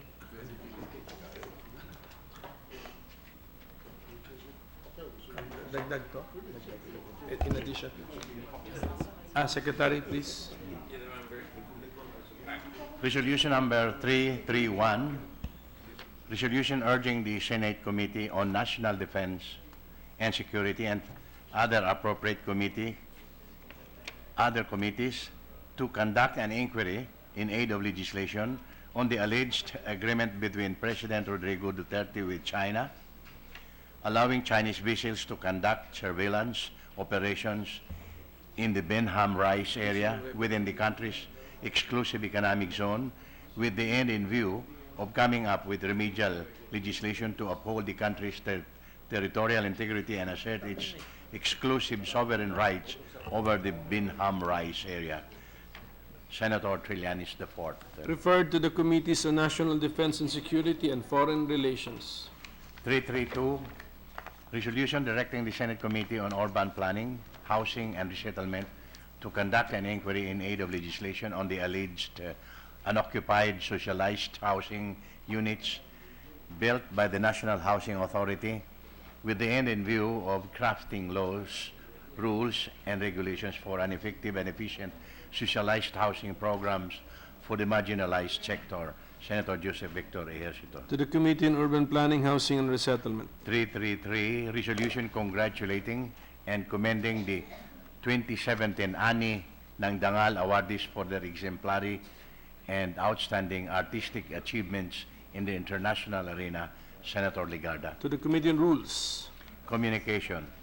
Letter from the Acting Executive Secretary of the Office of the President of the Philippines transmitting to the Senate the declaration of the Government of the Republic of the Philippines in relation to the Paris Agreement signed by President Rodrigo Roa Duterte, which will be submitted together with the instrument of accession to the Paris Agreement for the Senate's consideration.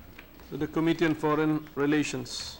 Committee report number 57 is prepared and submitted by the Committee on Justice and Human Rights on Senate Bill number 1397 with Senators Soto III and Richard J. Gordon as authors thereof, entitled An Act Penalizing and Preventing the Use of Motorcycles or Scooters in the Commission of Crimes through the use of bigger plate numbers and identification marks, regulation and of back riders, and for other purposes, recommending its approval in substitution of Senate Bill numbers 221 and 1128, sponsor Senator Richard J. Gordon. To the calendar for ordinary business. Majority Leader.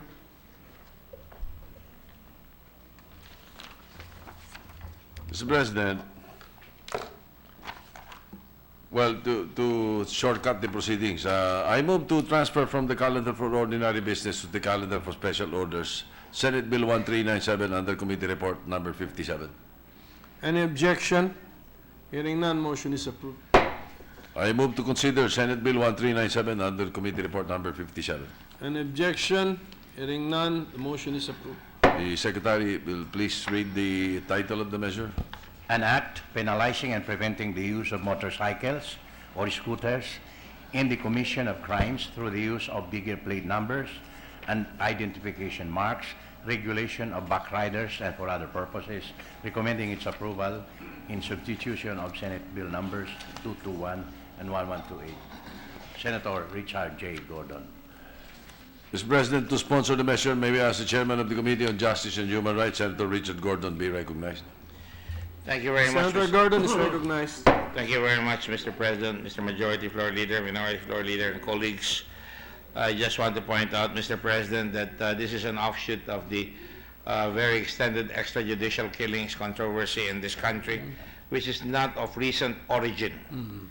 It has been going on for a long time, probably 4 decades. It has been called by different names.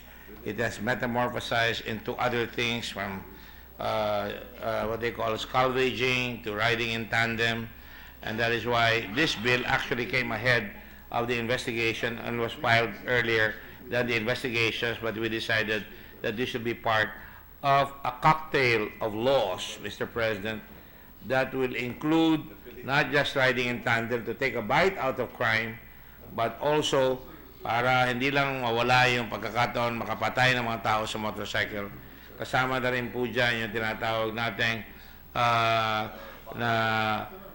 involving yung mga police courts. Hindi na po pwede yung mga magkakabaro ang siyang nag-uusga sa kanila. Hinihila na lang matagal. They delay the proceedings. Sometimes a simple administrative case can take as much as 2, and some say even 15 years for a simple administrative case. In the meantime, the social contract is violated with impunity by people in uniform, particularly the police.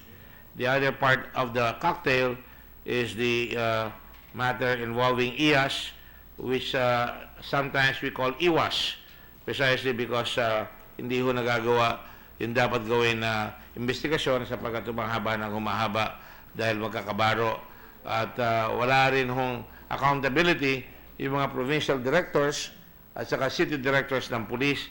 Nagkakamatayan na sa kanilang probinsya, lalo na't medyo maingay ang ating gobyerno ngayon sa laban sa droga, which is correct to a certain extent, but we should not allow them to get away with unsolved murders. So yung tinatawag ng DUI, vigilante killings, ang daming kung ano ng mga terms ginagamit, pero tuloy-tuloy ang patayan na hindi nahagip.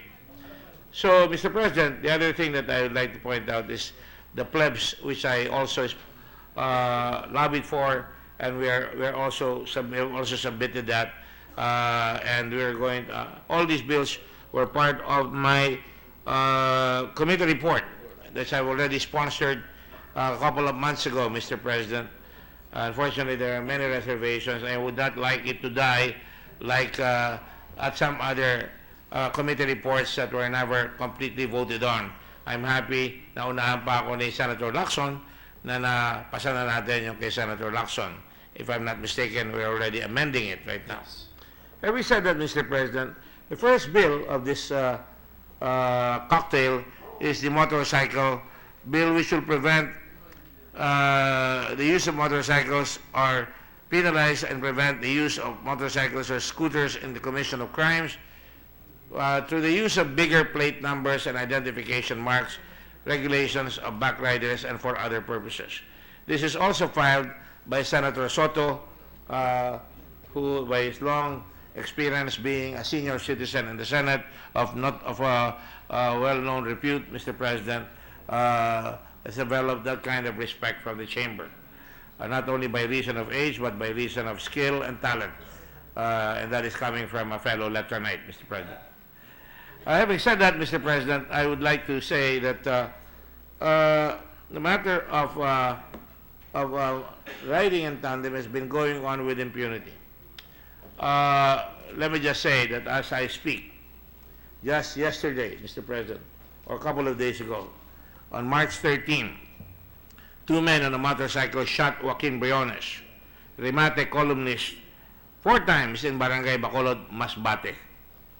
This adds to our notoriety as the one of the top countries which have killing of newsmen. On March 13 again, 2007, around 5:40 p.m., Rafael Bernabe was standing near his house when he was shot repeatedly by a gunman who escaped on board a motorcycle in Caloocan City. Patay na naman po yan. And then you have, on March 13, motorcycle theft incidents in Manila, and there are legion, Mr. President. Motorcycles have been used for thievery, snatching of bags, telephones, and again, motorcycles have become the norm of escape because they're fast, small plate numbers. Sometimes they even remove the plate numbers. On March 8, 2017, just this month, Roberto Bauyan was on his way home aboard a motorcycle when he was waylaid by 2 motorcycle riding gunmen in Batangas around 4:35 p.m. All these are just news releases and TV footage, Mr. President. On January 27, 2017, Rolando Munoz and Alejandro Rogelio, while on their way back to San Diego in Batangas, were shot by a motorcycle riding in tandem that appeared from the back of the tricycle they were riding in. On January 22, Vincent Cambi, tricycle driver, was killed while having a conversation in a store. Walang sinasanto. Mayaman o mahirap, babae o lalaki, pinapatay at nakaka-eskapo sa mga motorcycles. Dapat matakot ang publiko talaga. Nagagalit na sa ating bansa, pati sa ating paggogobyerno. On January 17, 2017, Jonathan de Guzman was shot in the head while delivering charcoal, in the poorest of the poor. On January 11, 2017, Bartolome Bainosa was shot 3 times in the head in Cebu City, Mr. President. January 3, 2017, 4 unnamed individuals were killed inside the house in Caloocan who used motorcycles waiting outside. And of course, Mr. President, I can go on and on. Michael Sharon, 30 years old, pedicab driver, was killed. Franklin Simbuco, 30 years old.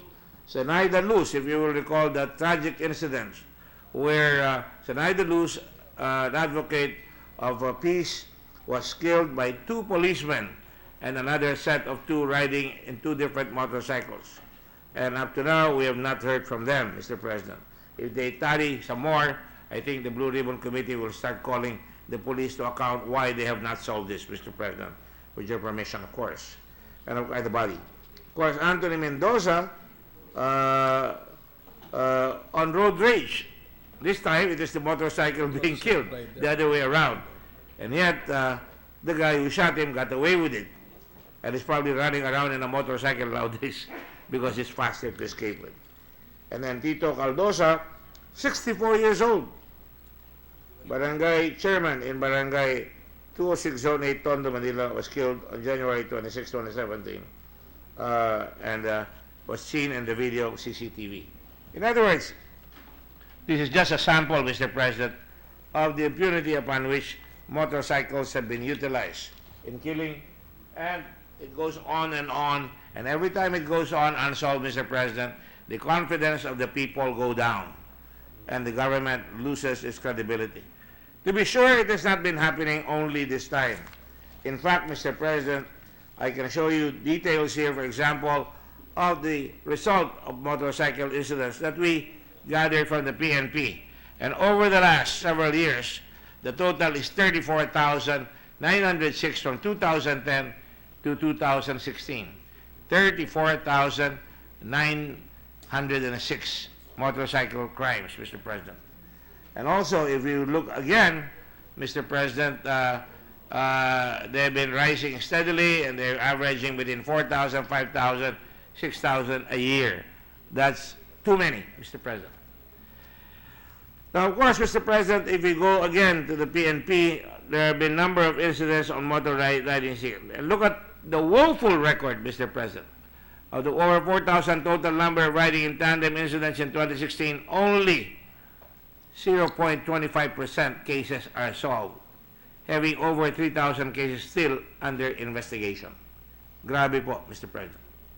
And when you look at it, Mr. President, from July 1 this year to July 1, 2016 to March 12, 2017, 1,907 motor crimes on board were affected and filed in court, totaled only 174. From July 1, 2016 to 29 January 2017, again, Mr. President, 1,672 incidents, only 169 have been filed in court, Mr. President. So a lot of them get away. From 30 January 2017 to 5 March 2017, 214. These are some of the cases already mentioned. And only 3 have been filed in court. And from 6 March 2017 to 12 March 2017, only out of 21 this month, only 2 have been filed in court. Mr. President, this is intolerable, unacceptable, scandalous, and makes the government feel like, look like a wimp before the march of crime in this country, Mr. President. Having said that, Mr. President, we authored this bill and made it a committee, part of the committee report, Mr. President. And the salient features of it are as follows, Mr. President. It increases the penalty, Mr. President, for crimes committed on board motorcycles. It punishes motorcycles that do not use their plate numbers or do not agree to the big plate numbers or take it out, Mr. President, or lose it and not report it, and then make it a point to allow crime. In other words, we are making the citizen not only report crimes on board motorcycles, Mr. President, but also making sure that those who own motorcycles will make sure that when their motorcycle is stolen or when they lend it, they will be liable as well. Consider this, Mr. President, in other countries, there are motorcycles that have been utilized, and this is one favorite of mine. I've shown this before in the committee hearings, Mr. President, and this one shows you could have several letters, Mr. President. Can you go back again, please, to that? And on the mudguard, Mr. President, you can have big plate numbers, very easily seen. And on the fender, the front side, you can have also two numbers on either side, left and right, on the front side. This will take a bite out of crime. Will this solve it? Maybe, Mr. President. I'm being conservative. Will this make an effect? I think it will, Mr. President, because before they do so, they would have to think twice, Mr. President. But consider the fact that other countries are also requiring these plate numbers, albeit in their well-lit streets, they are able to have all this. But motorcycle incidents have also been rising in other countries like Thailand, Malaysia, and now, Mr. President, of course, the Philippines is on top of this bloody situation.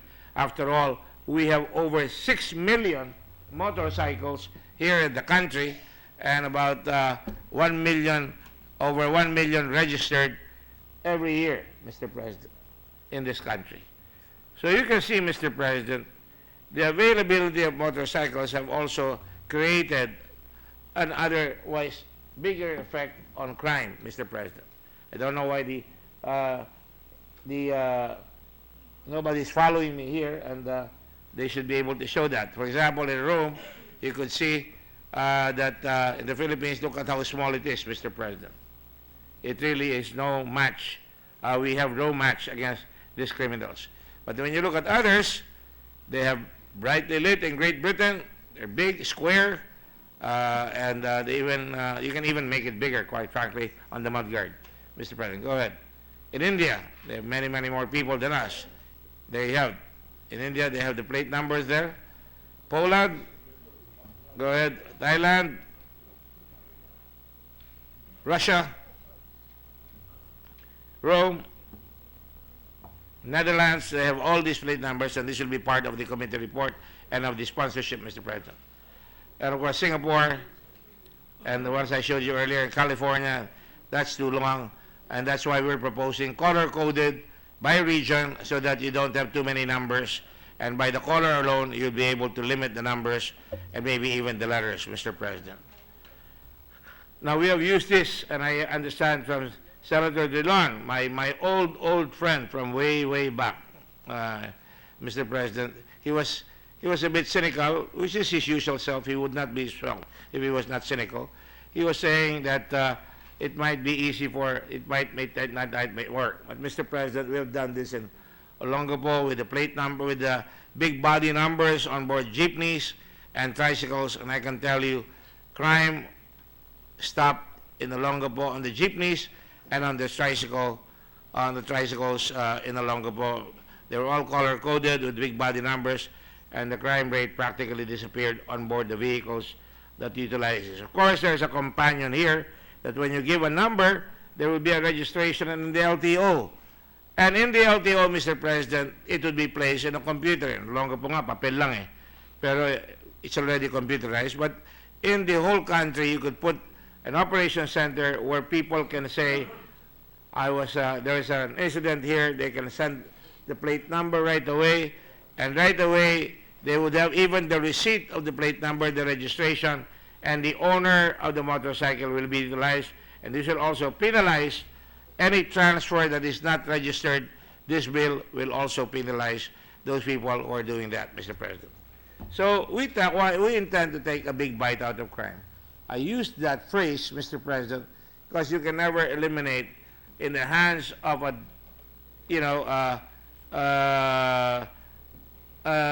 killer. It is very hard even to stop a killer from killing the President of the United States. with all the Secret Service and all that. But at least you can minimize it by making sure people begin to be part of the process of crime, of law, Mr. President. And by doing so, people can just call in the number, and LTO can spread an all-points bulletin to the entire region or the entire country, even for that matter. And any missing motorcycle can be on the hot sheet of every police unit in the country, so that when they see that number being used elsewhere, they can do that. Those who are mayors, those who are policemen, they know what I'm talking about, and we use this also very effectively in Subic Bay, Mr. President. Having said that, Mr. President, like I said, any motorcycle involved in a killing will result in reclusion perpetua, Mr. President, subject to the issues earlier discussed. If there is a death penalty, then it will be up to the judge to decide whether there will be an and/or provision, meaning death or life imprisonment, Mr. President. And when you see this, Mr. President, it will also be for those who would not report. There will be violations, there will be fines. A motorcycle running around, even if it has not committed the crime, with not using a motorcycle plate number that size, the motorcycle can be confiscated and he will be fined as well, Mr. President. And so, Mr. President, I would like to sponsor this bill because I think this is one of 4 instances, one of a cocktail of laws that would represent first and foremost our ability to stop extrajudicial killings, Mr. President.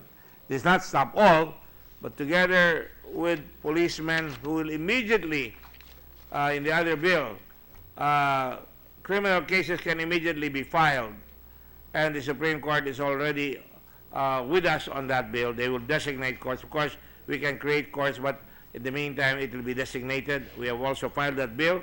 Relatively simple, Mr. President, and I know that it has not been calendared today, but basically with the other bills like plebs and the other bills, we think that this will be a very, very strong impetus towards having people be able to fight crime with the help of the people, with the help of the police, with the help of better laws that discipline the police, discipline the riders, and because of that, Mr. President, I move that we approve this bill, certainly after interpellation and after the period of amendment. Hopefully, we can show the people that we're not just investigating, but this cocktail of laws, we can show, hopefully by June, that we have done the first legislation that can affect extrajudicial killings. There is no silver bullet that will stop killings anywhere in the world. And I'm happy to see that people are now reporting. You know, they're now complaining. I saw in the headlines today that some policemen in Caloocan were charged. Those are good steps, Mr. President. But taking a bite out of crime means them losing the ability to cheat the people through use of motorcycles, through use of their uniforms, through use by the people to get them out right away in a jiff, or use the police courts to identify which judges are trying policemen, which policemen are reporting, and all that cocktail will result, I believe, in the softening of the ability of these hard cases, hard criminals, from doing their ill will upon our people. That note, Mr. President, I thank the body for, I know the hour is late, I thank the Senate President and our colleagues here who have remained in spite of the latest of the hour in allowing me to be able to sponsor this right away. Thank you very much, Mr. President. Thank you, sir. Majority Leader. Thank you, Mr. President. I move to suspend consideration of Senate Bill 1397 under Committee Report 57. Is there any objection? There being none, the motion is approved. We have a 1-minute suspension, Mr. President. Session is suspended.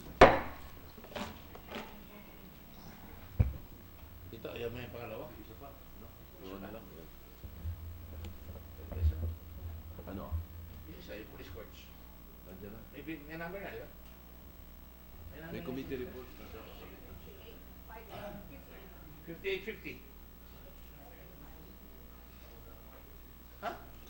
Second additional request of Ah, Sa main na, oh. Sige. Saka tapusin na rin natin yung EJK mo. Makulang din ako next time. Oo nga. Sige. We ready to resume, Mr. President? Session is resumed.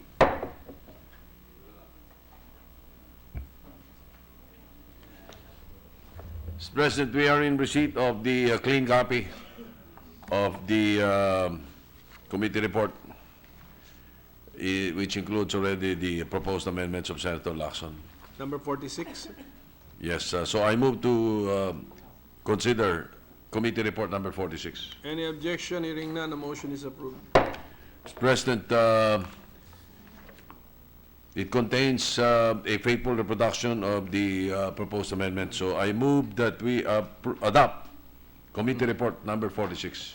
Is there any objection? There being none, committee report number 46 is hereby adopted. President, may we have the additional reference of business? Senator Gordon is raising his hand, Majority Leader. Senator, what's the pleasure of Senator Gordon? Mr. President, like I said, I had already made the sponsorship of the committee report, and it is my hope that when we come back, we could tackle that right away so we can proceed with the rest of the other bills. It's not seemly that we are not able to do so, so that when we come back in May, maybe we can start with that, Mr. President. Yes. Request, Mr. President. Yes, the request will be granted by the majority leader and the minority leader, Mr. President. Thank you. It pays reference. The request is directed Thank to you. the traffic cop. Yes, sir. Yes, sir. May we have the additional reference of business? now, Any Mr. President? is there any objection? There being none, we proceed to the reference of business. Additional reference of business. Senate Bill number 1396, entitled An Act Declaring as Unlawful the Membership in any Philippine court proscribed or United Nations Security Council designated terrorist organization and providing penalties, therefore introduced by Senator Hunasan II. Referred to the Committees on Public Order and Dangerous Drugs and National Defense and Security. Majority Leader.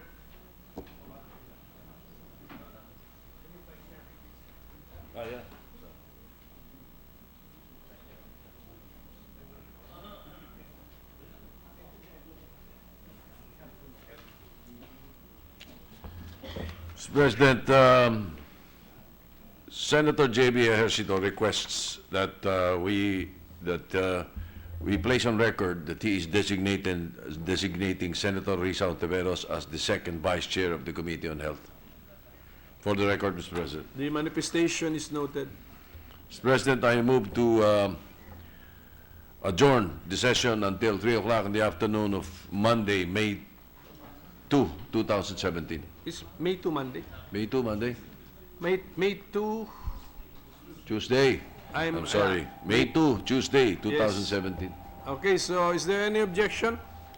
There being none, the session is adjourned until 3 o'clock in the afternoon of Tuesday, May 2, 2017.